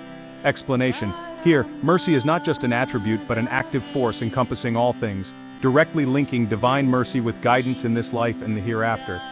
Divine guidance and human responsibility. 5. Surah Al-Baqarah 2:21. O mankind, worship Lord, who created and those before you, that may become righteous. Explanation. This verse connects creation directly with the purpose of worship and righteousness, implying that understanding creation leads to proper worship and ethical living. 6. Surah Al-Zumar 39:9. Is one who is devoutly obedient during the hours of the night, prostrating and standing in prayer, fearing the hereafter and hoping for the mercy of his Lord, like one who does not.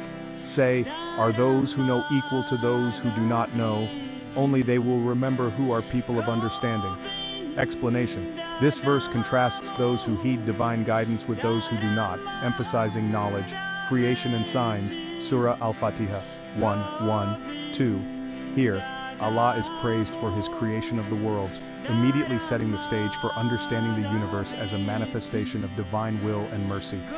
Surah Al-Baqarah 2:164. This verse elaborates on creation as signs, ayat, for those who reflect, suggesting that the natural world is not just a physical reality, but a medium through which divine messages are conveyed. Mercy and guidance. Surah Al-An'am 6:12. This verse connects Allah's ownership of all creation with His mercy, indicating that mercy is not just an attribute but an active force in creation and guidance. Surah Al-Araf 7:156. Here, mercy is described as encompassing all things, directly linking divine mercy with guidance in this life and the hereafter, emphasizing that guidance is an extension of mercy. Divine guidance and human responsibility. Surah Al-Baqarah 2:21. This verse ties worship and righteousness directly to creation, suggesting that understanding creation leads to proper worship, which in turn leads to guidance. Surah Al-Zumar 39:9, contrasts those who heed divine guidance with those who do not, highlighting the importance of knowledge and reflection in receiving guidance. Connecting the dots, from creation to guidance. The Quran starts with praising Allah for creation, Al-Fatiha, and then moves to explain how this creation is filled with signs for those who reflect, Al-Baqarah. This reflection leads to recognizing Allah's mercy, Al-Anam, which is not just an attribute but a guiding force, Al-Araf. This mercy guides towards worship and righteousness, Al-Baqarah, culminating in the understanding that true knowledge leads to guidance, Al-Zumar. Thematic cohesion, each theme builds upon the other. Creation is not just a physical act, but a sign of divine mercy, which in turn guides humanity towards righteousness. This righteousness is achieved through knowledge and reflection, completing a cycle where creation leads back to the Creator through guidance. Practical application. For believers, this interconnectedness means that engaging with the Quran's themes of creation, mercy, and guidance should lead to a life of continuous reflection, worship, and ethical behavior. Each act of worship, each moment of reflection on creation, is a step towards divine guidance, spiritual growth. This approach fosters a deep spiritual connection where every aspect of life, from the natural world to personal ethics, reflects divine attributes. It encourages a life where one seeks guidance in every act, seeing the world as a canvas painted with signs of Allah's mercy and wisdom. ***1. Interconnectedness of divine attributes. Lesson. The Quran reveals that Allah's attributes like creation, mercy, and guidance are not isolated but deeply interconnected. Understanding one attribute enriches our understanding of the others. This interconnectedness reflects the unity of divine characteristics. ***2. Purpose in creation. Lesson. Creation is not random but filled with signs, ayat, that point towards Allah.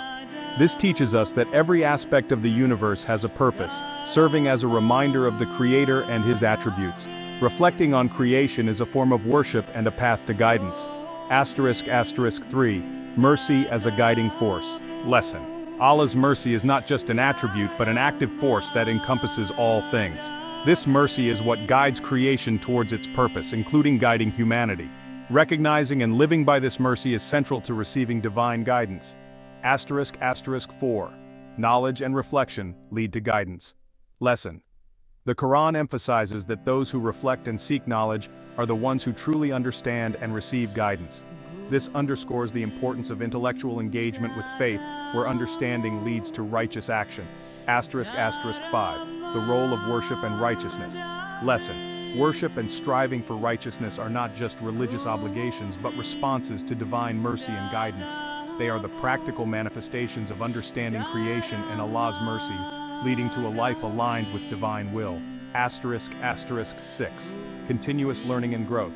Lesson. The journey of understanding the Quran's themes is ongoing. Each verse, when connected, invites deeper reflection, suggesting that spiritual growth is a continuous process, not a destination. *7. Ethical living as a reflection of guidance. Lesson. Ethical behavior, as guided by the Quran, is a direct reflection of understanding divine mercy and creation's purpose. Living ethically is thus a form of worship, aligning one's life with divine guidance. *8. Community and shared responsibility. Lesson. The themes of mercy and guidance are not just individual but communal. They encourage a community where members guide each other towards righteousness, reflecting collective mercy and shared understanding of creation's signs. *9. The universe as a divine text. Lesson. Just as the Quran is a text to be read and understood, the universe itself can be seen as a text filled with divine signs. This perspective encourages a holistic approach to faith where science, nature, and scripture are all avenues to divine understanding. *10. Patience and trust in divine timing. Lesson. The unfolding of guidance through creation and mercy teaches patience and trust in Allah's timing. Just as the universe operates on divine laws, so too does guidance come at its appointed time. Practical application. Reflective living. Incorporate daily reflection on creation as a form of worship. Educational approach. Use these themes to educate others, showing how science, ethics, and spirituality are interconnected in Islam. Community engagement. Foster environments where these reflections can be shared, enhancing communal understanding and practice of faith. Intensive conclusion. Reflecting on the interconnected themes of creation, mercy, and guidance in the Quran, we arrive at several profound conclusions that not only deepen our spiritual understanding, but also guide our practical life. Asterisk, asterisk 1. A holistic view of existence, creation as divine communication. The Quran teaches us that the universe is not merely physical but a continuous divine message. Every aspect, from the tiniest particle to the vast cosmos, speaks of Allah's existence, mercy, and guidance. This perspective transforms our interaction with the world into a spiritual dialogue. Asterisk, asterisk 2. Mercy as the essence of guidance. Divine mercy's role. Mercy is not just an attribute but the essence through which guidance flows. Recognizing and living by this mercy is central to receiving divine guidance, suggesting that our approach to life should be imbued with compassion, forgiveness, and understanding. Asterisk, asterisk 3. The journey of knowledge and reflection, continuous learning. The Quran's emphasis on knowledge and reflection as paths to guidance highlights that spiritual growth is a lifelong journey. This encourages a culture of inquiry where faith and intellect are not at odds but complementary in seeking truth. Asterisk, asterisk 4. Ethical and moral imperatives. Righteousness as a response. Understanding creation and divine mercy naturally leads to righteous living. This connection underscores that ethical behavior, justice, and compassion are not just moral duties but responses to divine guidance, reflecting our comprehension of Allah's attributes. Asterisk, asterisk 5. Community and collective responsibility, shared guidance. The themes of mercy and guidance are communal, urging believers to guide each other, share knowledge, and collectively reflect on divine signs. This fosters a community where spiritual growth is mutual, reinforcing the importance of collective worship and ethical living. Asterisk, asterisk 6. The universe as a mirror of the Quran. Parallel texts. Just as the Quran is a text to be studied, the universe itself can be seen as a divine text filled with signs. This analogy encourages a holistic approach where scientific inquiry, ethical considerations, and spiritual reflection are all paths to divine understanding. Asterisk, asterisk 7. Patience and trust in divine timing, divine order. The interconnectedness of creation, mercy, and guidance teaches patience and trust in Allah's plan. Just as the universe unfolds according to divine laws, so too does guidance come at its appointed time, encouraging believers to trust in divine wisdom. Asterisk, asterisk 8. Practical application in daily life. Living the Quran. These reflections should manifest in daily actions where every decision, interaction, and moment of reflection becomes an act of worship. This approach transforms mundane life into a continuous dialogue with the divine. Asterisk, asterisk 9. Educational and cultural impact, inspiring dialogue. These insights can inspire educational reforms, interfaith dialogues, and cultural exchanges where the beauty of divine order, as reflected in the Quran, becomes a bridge for understanding and peace among diverse communities. Asterisk, asterisk 10. A call to action, engage with creation.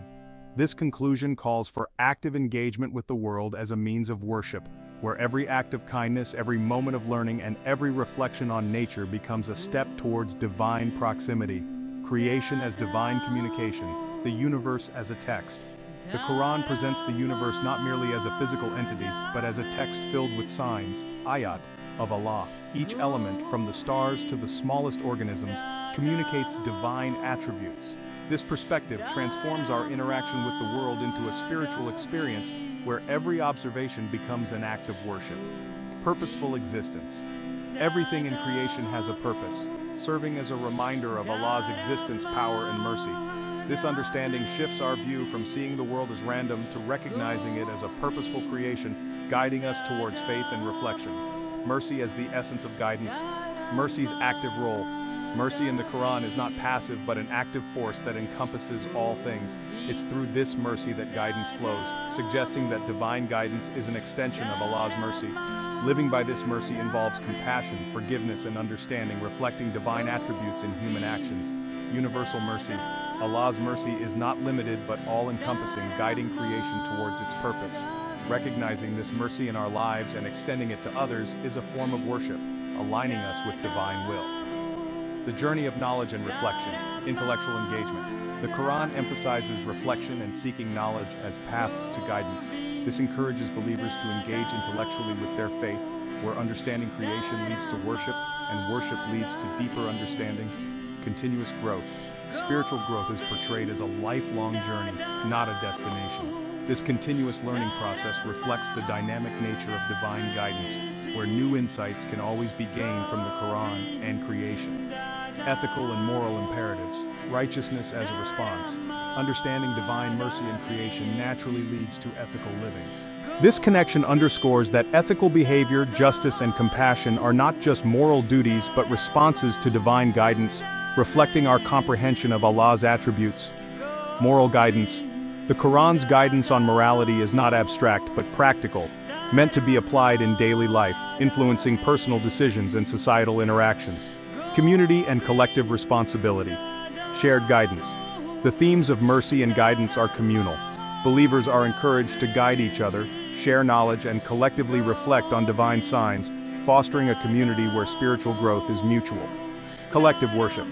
This communal aspect extends to worship, where collective acts of worship like prayer, charity, and community service are emphasized, reflecting shared responsibility in receiving and disseminating guidance. The universe as a mirror of the Quran. Parallel texts. The universe, like the Quran, is a text to be studied. This analogy encourages a holistic approach where scientific inquiry, ethical considerations, and spiritual reflection are all paths to divine understanding. Divine order. Recognizing patterns in the Quran and nature reflects divine order, suggesting that the Quran's structure mirrors the universe's harmony, providing a model for understanding reality. Patience and trust in divine timing. Divine plan. The interconnectedness of creation, mercy, and guidance teaches patience and trust in Allah's plan. Just as the universe unfolds according to divine laws, so too does guidance come at its appointed time. Spiritual patience. This encourages believers to trust in divine wisdom, fostering patience in personal and communal life, seeing challenges as part of a larger divine narrative. Practical application in daily life. Living the Quran. These reflections should manifest in daily actions where every decision, interaction, and moment of reflection becomes an act of worship, transforming mundane life into a continuous dialogue with the divine. Ethical living. Ethical behavior becomes a form of worship, aligning one's life with divine guidance, reflecting mercy and righteousness in all actions. Educational and cultural impact. Inspiring dialogue. These insights can inspire educational reforms, interfaith dialogues, and cultural exchanges where the beauty of divine order becomes a bridge for understanding and peace among diverse communities. Cultural exchange. Recognizing similar patterns or themes in other cultures or religions can foster mutual respect and dialogue, enriching global cultural understanding. A call to action. Engage with creation. This conclusion calls for active engagement with the world as a means of worship, where every act of kindness, every moment of learning, and every reflection on nature becomes a step towards divine proximity. Spiritual and intellectual growth. It encourages a life of continuous learning, ethical living, and spiritual growth, where the believer sees themselves as part of a larger divine narrative guided by mercy towards understanding and worshiping the Creator in every conceivable way. Title: Connecting the Dots, Creation, Mercy, and Guidance in the Quran. Abstract. This paper explores the interconnected themes of creation, mercy, and guidance in the Quran, demonstrating how these concepts are not isolated but form a cohesive framework for understanding divine interaction with humanity. By connecting these dots, we uncover deeper insights into Islamic theology, ethics, and spirituality. Introduction. Brief overview of the Quran's thematic structure. Importance of understanding interconnected themes for a holistic view of Islamic teachings. Thesis statement. The themes of creation, mercy, and guidance in the Quran are intricately linked, providing a comprehensive guide for spiritual and ethical living. **1. The Quran as a text of signs, creation as divine communication. Examples from the Quran where creation is described as signs, ayat. Philosophical implications. The universe as a text to be read and understood. Purposeful existence versus highlighting the purpose of creation, how creation guides towards faith and reflection. **2. Mercy as the essence of guidance. Defining mercy in the Quran. Verses that describe Allah's mercy. Mercy not as a passive attribute but an active force. Mercy and guidance, how mercy guides creation and humanity. Practical implications for believers in extending and receiving mercy. **3. The journey of knowledge and reflection, intellectual engagement with faith, Quranic emphasis on knowledge and reflection, examples of how understanding leads to guidance, continuous spiritual growth, the Quran as a source of ongoing revelation through reflection, the role of intellectual inquiry in spiritual development, **4, ethical and moral imperatives, righteousness as a response to guidance, how understanding creation and mercy leads to ethical behavior, Quranic ethics as a reflection of divine attributes, moral guidance in daily life, practical examples from the Quran on ethical living, **5, community and collective responsibility, shared guidance, the communal aspect of receiving and disseminating guidance, examples of collective worship and community in the Quran, impact on society, how these themes foster a community of mutual guidance and support, **6, the universe as a mirror of the Quran, parallel texts, the universe as a reflection of Quranic themes, scientific and spiritual harmony in Islamic thought, divine order, patterns in the Quran and nature reflecting divine order, *7, patience and trust in divine timing, divine plan versus encouraging patience and trust in Allah's timing, how this understanding affects personal and communal life, spiritual patience, examples of patience in prophetic stories, *8, practical application in daily life, living the Quran, how these themes should manifest in everyday actions, examples of integrating these themes into daily life, ethical living, ethical behavior as worship, *9, educational and cultural impact, inspiring dialogue, how these themes can influence educational reforms and interfaith dialogues, cultural exchange, recognizing similar themes in other cultures or religions, conclusion, recapitulation of how creation, mercy, and guidance are interconnected in the Quran, the implications for personal faith, community life, and global understanding. Call to action for engaging with these themes in both spiritual and practical life. Abstract. This paper delves into the profound interconnectedness of creation, mercy, and guidance as presented in the Quran, exploring how these themes are not merely standalone concepts, but form a cohesive theological and ethical framework within Islamic thought. By meticulously connecting these dots, the study aims to uncover deeper insights into the divine-human relationship, the purpose of existence, and the ethical imperatives guiding Muslim life.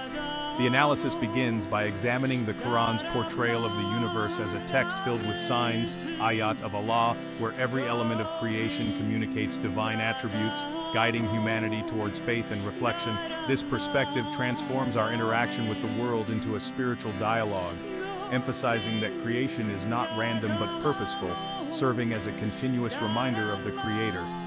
Further, the paper explores how mercy, as described in the Quran, is not just an attribute of Allah, but an active force through which guidance flows. This understanding of mercy as the essence of divine guidance underscores the importance of compassion, forgiveness, and understanding in human actions, reflecting divine attributes in everyday life. The journey of knowledge and reflection is highlighted as a path to divine guidance, where intellectual engagement with faith is encouraged.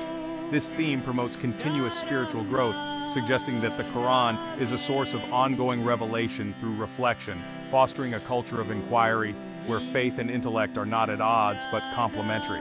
Ethical and moral imperatives are then discussed, illustrating how understanding creation and divine mercy naturally leads to righteous living. This connection underscores that ethical behavior, justice, and compassion are not just moral duties, but responses to divine guidance, reflecting our comprehension of Allah's attributes in practical life. The communal aspect of these themes is also explored, emphasizing shared responsibility in receiving and disseminating guidance. This communal approach fosters environments where spiritual growth is mutual, reinforcing the importance of collective worship and ethical living within Muslim communities. Additionally, the paper draws parallels between the Quran's structure and the universe's order, suggesting that the Quran mirrors the divine harmony found in nature, providing a model for understanding reality and promoting a holistic approach where scientific inquiry, ethical considerations, and spiritual reflection intersect. The conclusion reflects on how patience and trust in divine timing are integral to these themes, encouraging believers to see life's challenges as part of a larger divine narrative. This comprehensive exploration not only enriches personal faith but also fosters communities where divine wisdom is lived, shared, and celebrated, offering a call to action for engaging with these themes in both spiritual and practical dimensions of life. Through this study, the paper seeks to illuminate how these interconnected themes provide a comprehensive guide for spiritual, ethical, and communal living in Islam. Introduction. The Quran, revered by Muslims as the literal word of God, transcends the boundaries of a mere religious text by presenting itself as a comprehensive guide for life, spirituality, and ethics. Within its verses, themes such as creation, mercy, and guidance are not isolated concepts but are intricately woven together, forming a tapestry that offers profound insights into the divine-human relationship, the purpose of existence, and the ethical framework for human conduct. This paper aims to explore and elucidate these interconnected themes, demonstrating how they collectively provide a holistic understanding of Islamic theology, ethics, and spirituality. Thematic structure of the Quran. The Quran's structure is not chronological but thematic, where various surahs, chapters, and ayahs, verses, address different aspects of life, morality, and divine attributes. This thematic approach invites readers to connect the dots, revealing a coherent message where each theme complements and enhances the understanding of the others. By examining these connections, we can uncover the Quran's depth, where creation is not merely physical but a divine message, mercy is not just an attribute but a guiding force, and guidance is not singular but multifaceted, encompassing spiritual, ethical, and communal dimensions. Importance of interconnected themes. Understanding these themes in isolation might provide fragmented insights, but connecting them offers a richer, more comprehensive view of Islamic teachings. For instance, creation in the Quran is not just about the physical universe, but about signs, ayat, that guide towards faith. This perspective transforms our interaction with the world into a spiritual dialogue, where every observation becomes an act of worship. Similarly, mercy, often mentioned in conjunction with divine names like the Most Merciful, Ar-Rahman, is not passive, but an active force through which guidance flows, suggesting that divine guidance is an extension of Allah's mercy. Thesis statement. This paper posits that the themes of creation, mercy, and guidance in the Quran are intricately linked, providing a comprehensive guide for spiritual and ethical living. By connecting these dots, we can better appreciate how these themes not only inform personal faith, but also shape communal life, ethical behavior, and the Muslim's interaction with the broader world. This interconnectedness underscores the Quran's role not just as a religious scripture, but as a living document that guides believers through life's myriad challenges and opportunities. Methodology. To explore these themes, this paper will analyze Quranic verses. By examining specific verses where these themes are prominent, we can understand their individual significance and collective impact. Thematic analysis. Connect these themes through a thematic analysis, showing how they interlink to form a cohesive narrative. Philosophical and ethical inquiry. Reflect on the philosophical implications of these themes for Islamic theology and ethics. Practical application. Discuss how these interconnected themes can be applied in daily life, influencing personal behavior, community interactions, and broader societal engagement. Scope and limitations. While this paper aims to provide a comprehensive overview, it acknowledges the vastness of Quranic scholarship and the depth of its themes. Therefore, it focuses primarily on the interconnectedness of creation, mercy, and guidance, recognizing that each theme could be the subject of extensive research in its own right. Conclusion of introduction. By connecting the dots between creation, mercy, and guidance, this paper seeks to illuminate how these themes not only enrich personal faith, but also foster communities where divine wisdom is lived, shared, and celebrated. This exploration invites readers to engage with the Quran not just as a historical or religious text, but as a dynamic guide for living a life aligned with divine will, where every aspect of existence is imbued with spiritual significance. In Islam, the themes of creation, mercy, and guidance are not merely standalone concepts, but are profoundly interconnected, forming the bedrock of Islamic theology, spirituality, and ethics. Here's an elaboration on how these themes intertwine. Creation as a sign of guidance, the universe as a text. The Quran frequently refers to the universe as filled with signs, ayat, of Allah. Each element, from the vastness of space to the minutiae of biological life, communicates divine attributes. This perspective transforms the act of observing nature into an act of worship, where every discovery or reflection on creation becomes a path towards understanding Allah's greatness, thereby guiding believers towards faith and reflection. Purposeful existence. The Quran asserts that everything in creation serves a purpose, guiding humanity towards recognizing the Creator. This purposefulness in creation is a form of guidance, suggesting that life's complexities and beauties are not random but are designed to lead one towards divine contemplation. Mercy as the essence of guidance. Divine mercy. Mercy in Islam is not just an attribute of Allah but an active force through which guidance is bestowed. The Quran's opening chapter, Al-Fatiha, begins with, "In the name of Allah, the most merciful, the especially merciful," setting the tone for understanding all divine communication as an act of mercy. Mercy and guidance. This mercy manifests in the guidance provided through prophets, the Quran, and even the natural laws that govern life, all aimed at leading humanity towards righteousness and away from harm. Mercy here acts as a compass, guiding actions, decisions, and societal norms towards compassion, forgiveness, and justice. Guidance as a continuous journey, intellectual and spiritual growth. The Quran encourages seeking knowledge and reflecting upon creation and its verses as paths to guidance. This continuous learning process reflects the dynamic nature of divine guidance, where new insights from the Quran or nature can always be gained, fostering a culture of inquiry where faith and intellect are not at odds, but complementary. Ethical living as guidance. Understanding these themes leads naturally to ethical behavior. The Quran's guidance on morality, justice, charity, and community living is not abstract but practical, meant to be applied daily, reflecting divine attributes in human actions. This ethical living becomes a form of worship, aligning one's life with divine will. Interconnectedness in practice, prayer and reflection. Daily prayers in Islam include recitations from the Quran, embedding these themes into the rhythm of life. Reflection on creation during prayer or in daily life serves as a reminder of Allah's mercy and guidance. Community and collective responsibility. The communal aspect of these themes fosters environments where spiritual growth is mutual. Muslims are encouraged to guide each other, share knowledge, and collectively reflect on divine signs, reinforcing the communal nature of guidance. Practical application. These interconnected themes guide personal behavior, community interactions, and broader societal engagement.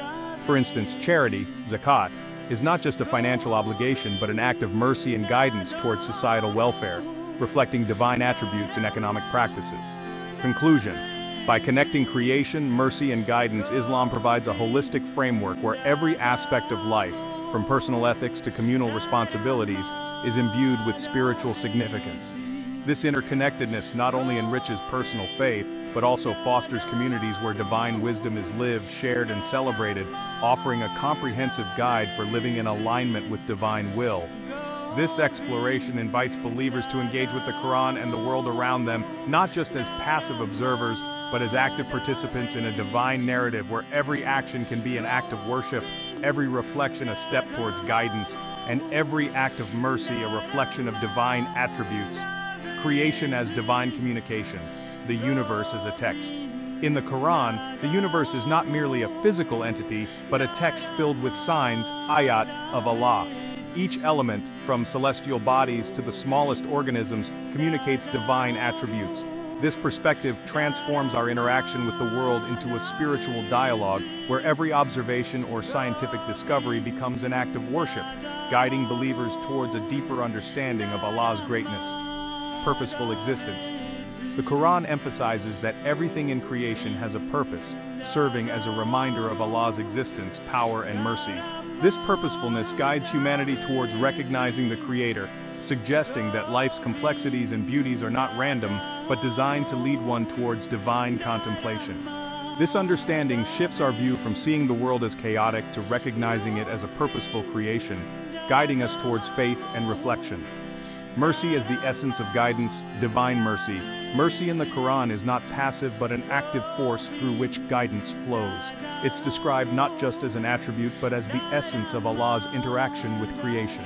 The Quran's frequent mention of Allah as the most merciful, Ar-Rahman, and the especially merciful, Ar-Rahim, underscores that divine guidance is an extension of this mercy. Mercy's role in guidance. Mercy guides creation towards its purpose, including guiding humanity towards righteousness.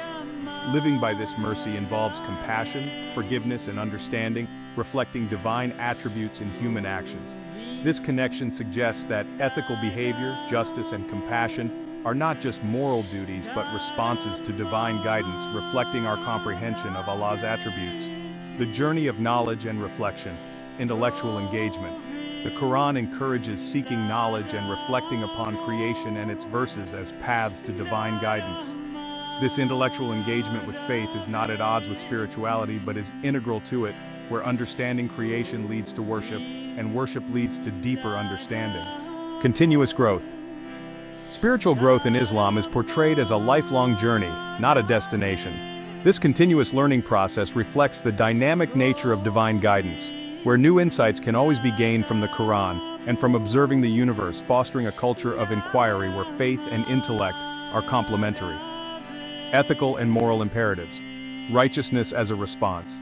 Understanding divine mercy in creation naturally leads to ethical living.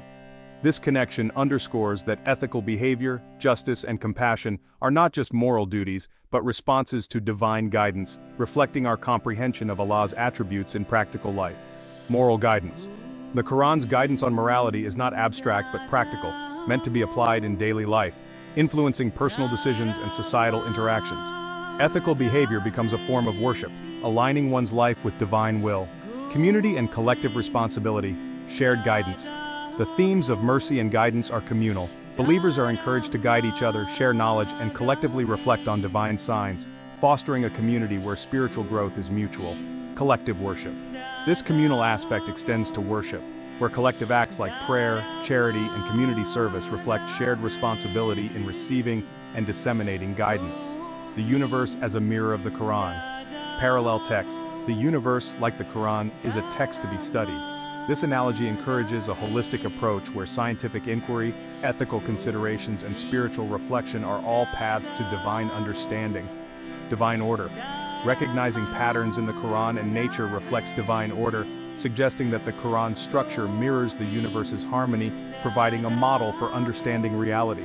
Patience and trust in divine timing. Spiritual patience. This encourages believers to trust in divine wisdom, fostering patience in personal and communal life, seeing challenges as part of a larger divine narrative. Practical application in daily life. Living the Quran. These reflections should manifest in daily actions, where every decision, interaction, and moment of reflection becomes an act of worship, transforming mundane life into a continuous dialogue with the divine. Ethical living.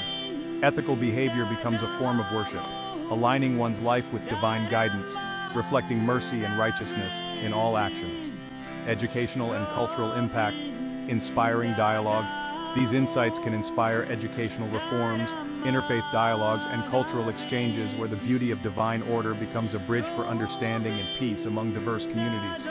Cultural exchange. Recognizing similar patterns or themes in other cultures or religions can foster mutual respect and dialogue, enriching global cultural understanding. A call to action.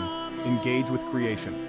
This conclusion calls for active engagement with the world as a means of worship, where every act of kindness, every moment of learning, and every reflection on nature becomes a step towards divine proximity. Spiritual and intellectual growth. It encourages a life of continuous learning, ethical living, and spiritual growth, where the believer sees themselves as part of a larger divine narrative, guided by mercy, towards understanding and worshiping the Creator in every conceivable way. Creation as divine communication, the universe as a text.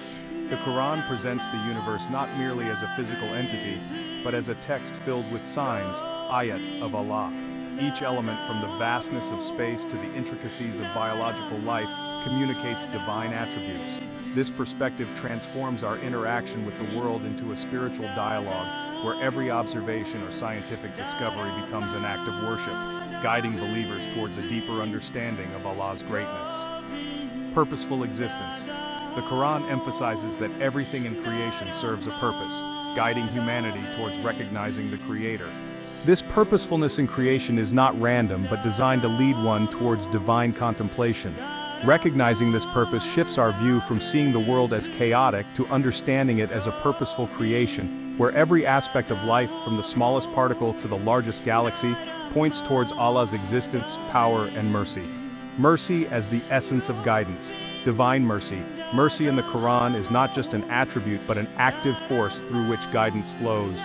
The frequent mention of Allah as the most merciful, Ar-Rahman, and the especially merciful, Ar-Rahim, underscores that divine guidance is an extension of this mercy. Mercy here is not passive, but an active principle that guides creation towards its purpose, including guiding humanity towards righteousness. Mercy's role in guidance. Living by this mercy involves compassion, forgiveness, and understanding. reflecting divine attributes in human actions.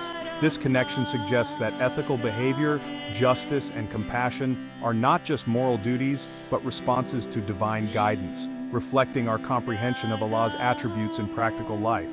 The journey of knowledge and reflection, intellectual engagement. The Quran encourages seeking knowledge and reflecting upon creation and its verses as paths to divine guidance. This intellectual engagement with faith is integral to spiritual growth, where understanding creation leads to worship, and worship leads to deeper understanding. This approach fosters a culture of inquiry where faith and intellect are not at odds but complementary. Continuous growth. Spiritual growth in Islam is portrayed as a lifelong journey, not a destination.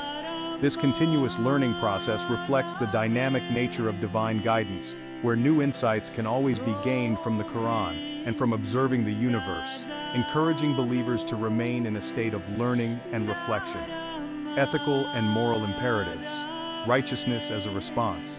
Understanding divine mercy and creation naturally leads to ethical living. This connection underscores that ethical behavior, justice, and compassion are not just moral duties but responses to divine guidance, reflecting our comprehension of Allah's attributes in practical life. Moral guidance. The Quran's guidance on morality is not abstract but practical, meant to be applied in daily life, influencing personal decisions and societal interactions. Ethical behavior becomes a form of worship, aligning one's life with divine will. Community and collective responsibility. Shared guidance. The themes of mercy and guidance are communal. Believers are encouraged to guide each other, share knowledge, and collectively reflect on divine signs, fostering a community where spiritual growth is mutual. Collective worship. This communal aspect extends to worship, where collective acts like prayer, charity, and community service reflect shared responsibility in receiving and disseminating guidance. This collective approach not only strengthens the community but also reinforces the individual's commitment to divine guidance. The universe as a mirror of the Quran. Parallel texts. The universe, like the Quran, is a text to be studied. This analogy encourages a holistic approach where scientific inquiry, ethical considerations, and spiritual reflection are all paths to divine understanding. It suggests that the patterns and laws observed in nature are reflections of the same divine order described in the Quran. Divine order. Recognizing patterns in the Quran and nature reflects divine order, suggesting that the Quran's structure mirrors the universe's harmony, providing a model for understanding reality. This interconnectedness highlights how divine wisdom is manifest in both the scripture and the cosmos. Patience and trust in divine timing. Divine plan. The interconnectedness of creation, mercy, and guidance teaches patience and trust in Allah's plan. Just as the universe unfolds according to divine laws, so too does guidance come at its appointed time. This understanding encourages believers to trust in divine wisdom, seeing life's challenges and opportunities as part of a larger divine narrative. Spiritual patience. This fosters patience in personal and communal life, where believers are encouraged to see difficulties as tests or opportunities for growth, aligning with the divine timing of guidance. Practical application in daily life. Living the Quran. These reflections should manifest in daily actions, where every decision, interaction, and moment of reflection becomes an act of worship. This approach transforms mundane life into a continuous dialogue with the divine, where every aspect of existence is imbued with spiritual significance. Ethical living. Ethical behavior becomes a form of worship, aligning one's life with divine guidance. This involves reflecting mercy and righteousness in all actions, from personal conduct to social interactions, thereby living out the interconnected themes in practical life. Educational and cultural impact. Inspiring dialogue. These insights can inspire educational reforms, interfaith dialogues, and cultural exchanges, where the beauty of divine order becomes a bridge for understanding and peace among diverse communities. It encourages a worldview where learning about different cultures or religions can reveal similar themes of creation, mercy, and guidance. Cultural exchange. Recognizing similar patterns or themes in other cultures or religions can foster mutual respect and dialogue, enriching global cultural understanding. This recognition can lead to deeper interfaith connections, highlighting universal truths across different traditions. A call to action. Engage with creation. This conclusion calls for active engagement with the world as a means of worship, where every act of kindness, every moment of learning, and every reflection on nature becomes a step towards divine proximity. It encourages believers to see themselves as active participants in the divine narrative, where their actions can reflect divine attributes. spiritual and intellectual growth. It encourages a life of continuous learning, ethical living, and spiritual growth, where believers see themselves as part of a larger divine narrative. Guided by mercy, towards understanding and worshiping the Creator in every conceivable way, this approach not only enriches personal faith, but also fosters communities where divine wisdom is lived, shared, and celebrated. This comprehensive exploration of the interconnected themes of creation, mercy, and guidance in the Quran provides a call to action for engaging with these themes in both spiritual and practical dimensions of life, reflecting a holistic approach where every aspect of existence is imbued with divine significance.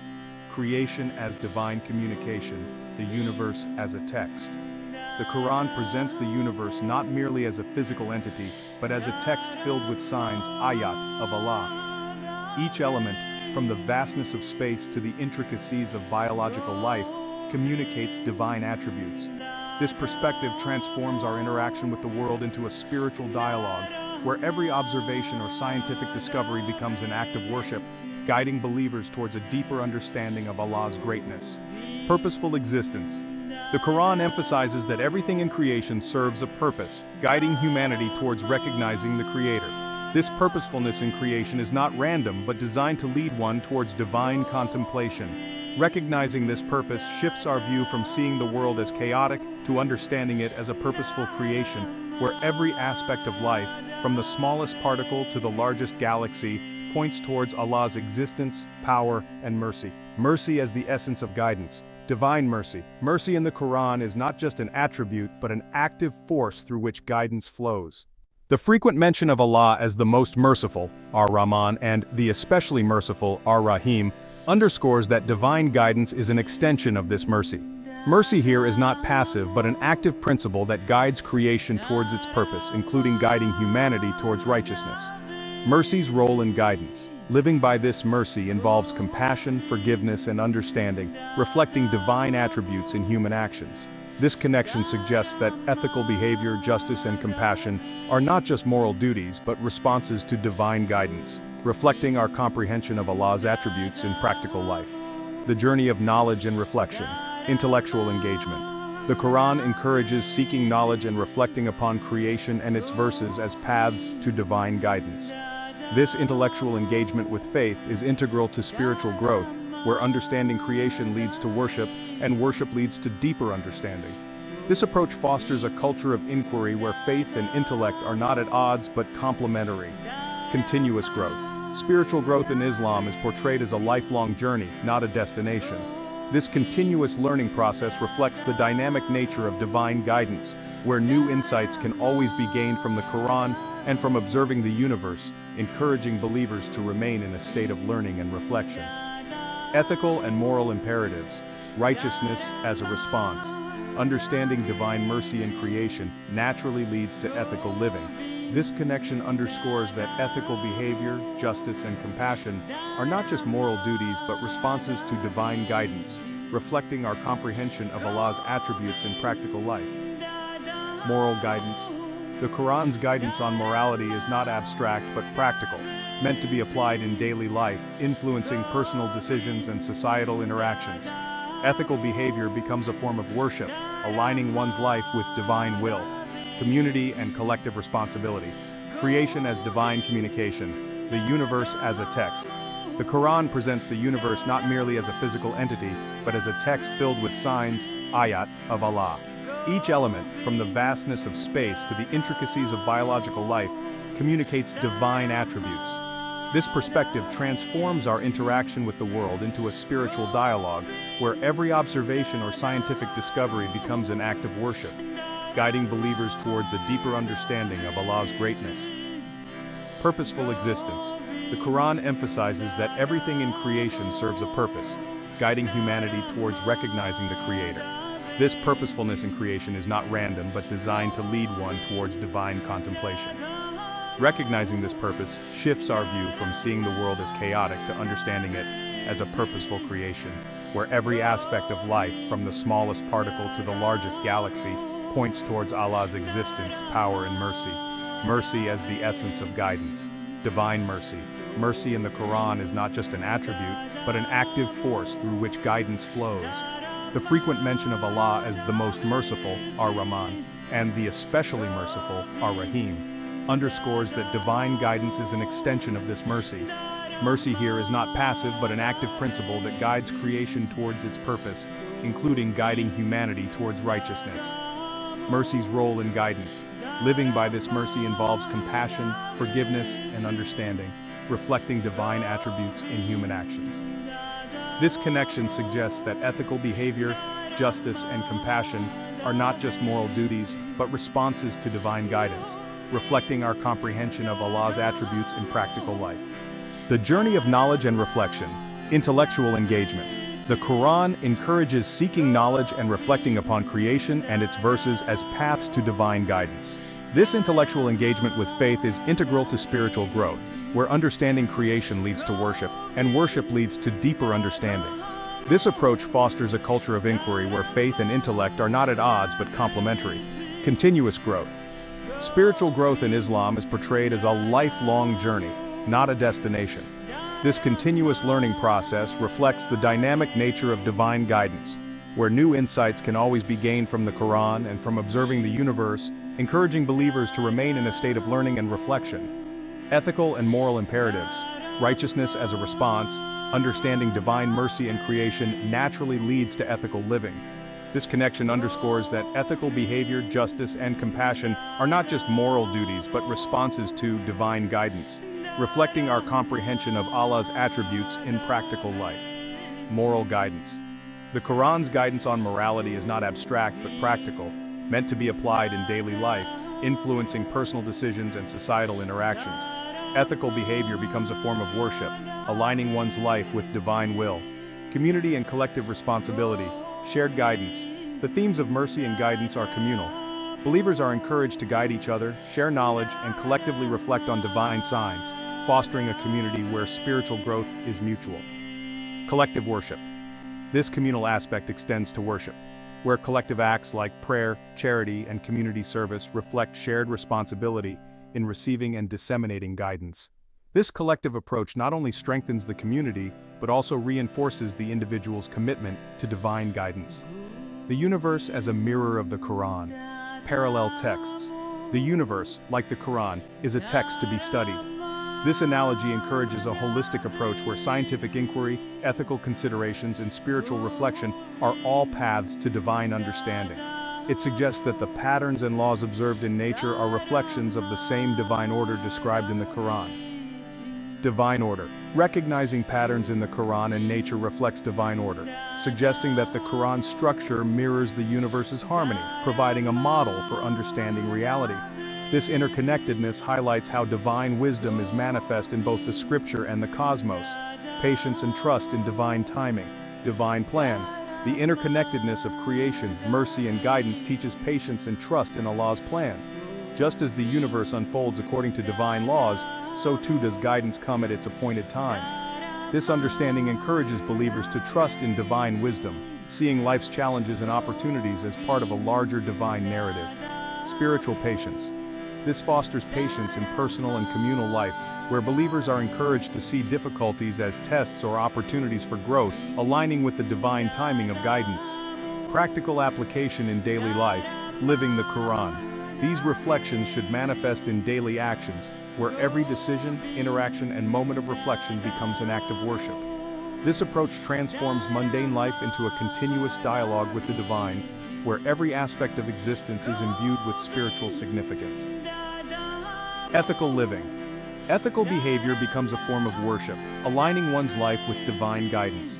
This involves reflecting mercy and righteousness in all actions, from personal conduct to social interactions, thereby living out the interconnected themes in practical life.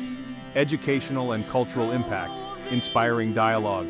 These insights can inspire educational reforms, interfaith dialogues, and cultural exchanges where the beauty of divine order becomes a bridge for understanding and peace among diverse communities. It encourages a worldview where learning about different cultures or religions can reveal similar themes of creation, mercy, and guidance. Cultural exchange. Recognizing similar patterns or themes in other cultures or religions can foster mutual respect and dialogue, enriching global cultural understanding. This recognition can lead to deeper interfaith connections, highlighting universal truths across different traditions. A call to action: engage with creation. This conclusion calls for active engagement with the world as a means of worship, where every act of kindness, every moment of learning, and every reflection on nature becomes a step towards divine proximity. It encourages believers to see themselves as active participants in the divine narrative, where their actions can reflect divine attributes. Spiritual and intellectual growth. It encourages a life of continuous learning, ethical living, and spiritual growth, where believers see themselves as part of a larger divine narrative. Guided by mercy towards understanding and worshiping the Creator in every conceivable way, this approach not only enriches personal faith, but also fosters communities where divine wisdom is lived, shared, and celebrated. Ethical living as a reflection of divine guidance, moral compass. The Quran provides a comprehensive moral framework where ethical behavior is not just a set of rules, but a reflection of divine attributes. This includes justice, compassion, and integrity, which are seen as living out the mercy and guidance received from Allah. Ethical conduct, therefore, becomes an act of worship, aligning one's actions with divine will. Community and collective responsibility. The themes of mercy and guidance extend beyond individual practice to community life. Believers are encouraged to guide each other, share knowledge, and collectively reflect on divine signs. This communal approach fosters a society where spiritual growth is mutual, and acts of charity, justice, and community service are seen as collective worship. Engagement with creation, learning from the universe. The Quran encourages believers to observe and learn from the universe as a text filled with divine signs. This intellectual engagement with faith is integral to spiritual growth, where understanding creation leads to worship, and worship leads to deeper understanding. This approach fosters a culture of inquiry where faith and intellect are not at odds but complementary. Continuous growth. Spiritual growth in Islam is portrayed as a lifelong journey, not a destination. This continuous learning process reflects the dynamic nature of divine guidance, where new insights can always be gained from the Quran and from observing the universe, encouraging believers to remain in a state of learning and reflection. Cultural and educational impact, inspiring dialogue. These insights can inspire educational reforms, interfaith dialogues, and cultural exchanges where the beauty of divine order becomes a bridge for understanding and peace among diverse communities. It encourages a worldview where learning about different cultures or religions can reveal similar themes of creation, mercy, and guidance. Cultural exchange. Recognizing similar patterns or themes in other cultures or religions can foster mutual respect and dialogue, enriching global cultural understanding. This recognition can lead to deeper interfaith connections, highlighting universal truths across different traditions. A call to action: engage with creation. This conclusion calls for active engagement with the world as a means of worship, where every act of kindness, every moment of learning, and every reflection on nature becomes a step towards divine proximity. It encourages believers to see themselves as active participants in the divine narrative, where their actions can reflect divine attributes. Spiritual and intellectual growth. It encourages a life of continuous learning, ethical living, and spiritual growth, where believers see themselves as part of a larger divine narrative. Guided by mercy towards understanding and worshiping the Creator in every conceivable way, this approach not only enriches personal faith but also fosters communities where divine wisdom is lived, shared, and celebrated. A comprehensive guide for living, divine blueprint. The Quran, through these themes, offers not just spiritual guidance but a blueprint for living that encompasses every aspect of human existence. From the physical universe to the moral compass guiding human actions, these themes provide a coherent narrative where every element points towards Allah's existence, mercy, and guidance. Ethical and spiritual integration. The integration of these themes into daily life transforms mundane activities into acts of worship. Ethical behavior, intellectual curiosity, and community engagement are not separate from spiritual practice but are integral parts of it, reflecting divine attributes in human actions. A call to continuous growth, lifelong learning. The Quran encourages believers to see life as a journey of continuous learning and spiritual growth. This perspective fosters a culture where knowledge and faith are intertwined, encouraging believers to seek understanding in both the revealed text and the natural world. Dynamic guidance. The dynamic nature of divine guidance as reflected in these themes suggests that revelation is not static but ongoing, where new insights can always be gained, keeping faith vibrant and relevant in changing times. Community and collective responsibility, shared journey. The communal aspect of these themes highlights that spiritual growth is not just an individual endeavor, but a collective one. Communities are encouraged to guide each other, share knowledge, and engage in acts of mercy, creating environments where divine wisdom is lived out collectively. Social impact. This communal approach has profound implications for societal structures, promoting justice, compassion, and mutual support, reflecting divine mercy and guidance in community life. Cultural and global implications, universal truths, recognizing similar themes across different cultures and religions can foster interfaith dialogue and mutual respect, revealing universal truths that transcend cultural boundaries. This recognition can lead to peace and cooperation among diverse communities. Educational reforms. These insights can inspire educational systems that integrate spiritual, ethical, and scientific learning, promoting a holistic approach to knowledge where faith and reason are seen as complementary. A call to action, engagement with the world. Believers are called to engage actively with the world, seeing every interaction as an opportunity for worship. This engagement includes acts of kindness, intellectual pursuits, and environmental stewardship, all reflecting divine attributes. Spiritual and intellectual growth. This approach encourages a life where believers continuously strive for spiritual and intellectual growth, seeing themselves as part of a divine narrative. Guided by mercy, they aim to understand and worship the Creator in every conceivable way, enriching personal faith and fostering communities where divine wisdom is not just shared, but celebrated. Final reflection. This comprehensive exploration of creation, mercy, and guidance in the Quran not only enriches personal faith, but also fosters communities where divine wisdom is lived, shared, and celebrated. It underscores the Quran's role as a living document, guiding believers through life's myriad challenges and opportunities, with a holistic approach where every aspect of existence is imbued with divine significance. This interconnectedness invites believers to engage with the Quran not just as a historical or religious text, but as a dynamic guide for living a life aligned with divine will, where every action can be an act of worship, every reflection a step towards guidance, and every act of mercy a reflection of divine attributes. This exploration invites not just passive observance, but active participation in a divine narrative where every believer contributes to a world that reflects the mercy, guidance, and creative beauty of Allah. Conceptual calculation of themes in the Quran. Imagine we're calculating the impact or depth of understanding these themes using a fictional numerical system where each number represents a concept or aspect of the themes discussed. 1 represents the unity of God, Tawheed, the foundational concept from which all else springs. 2 represents duality of divine and creation, where the universe reflects divine attributes. 586 could symbolize creation's complexity, let's say the number of verses in the Quran that discuss creation. 590 might represent acts of mercy, the number of times Rahman or Rahim appears in the Quran. 597 could be instances of guidance, verses where guidance is explicitly mentioned.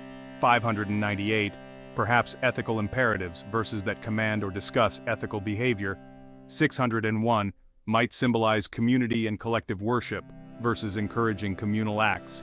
602 could represent intellectual engagement, verses encouraging reflection and knowledge. 603 might stand for patience and trust, verses about patience and divine timing. 604 could symbolize spiritual growth, verses about the journey of faith. Step-by-step calculation.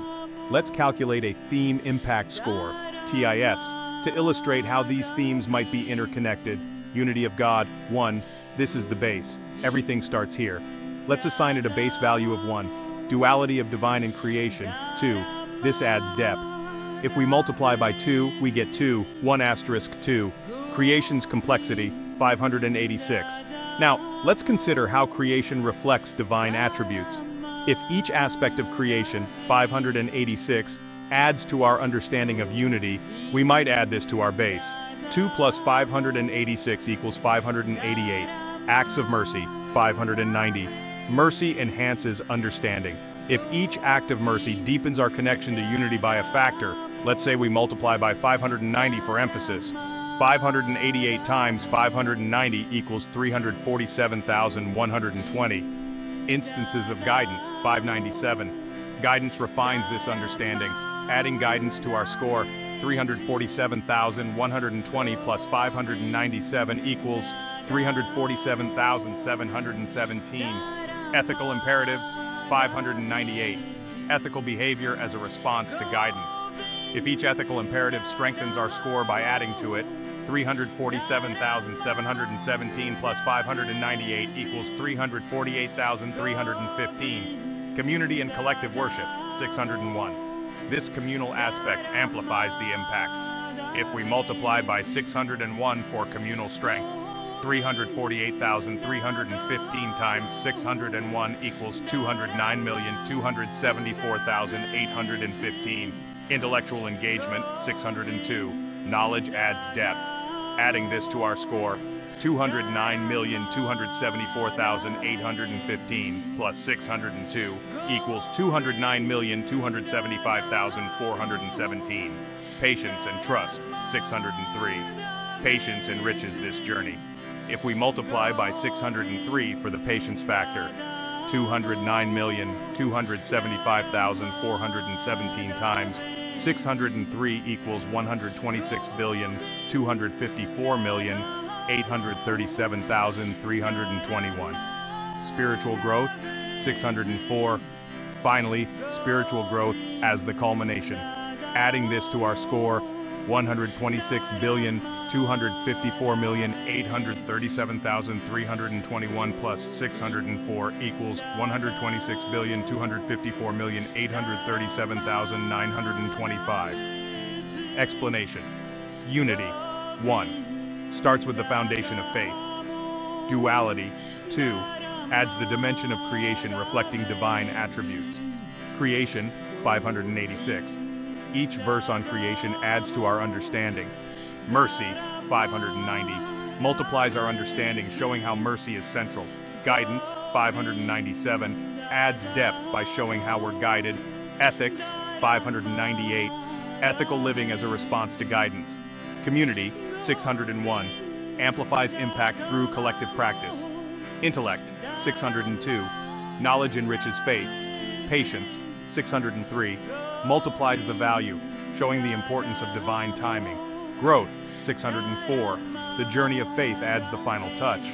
This conceptual calculation illustrates how each theme builds upon the last, creating a profound, interconnected understanding of the Quran's messages, where each element enhances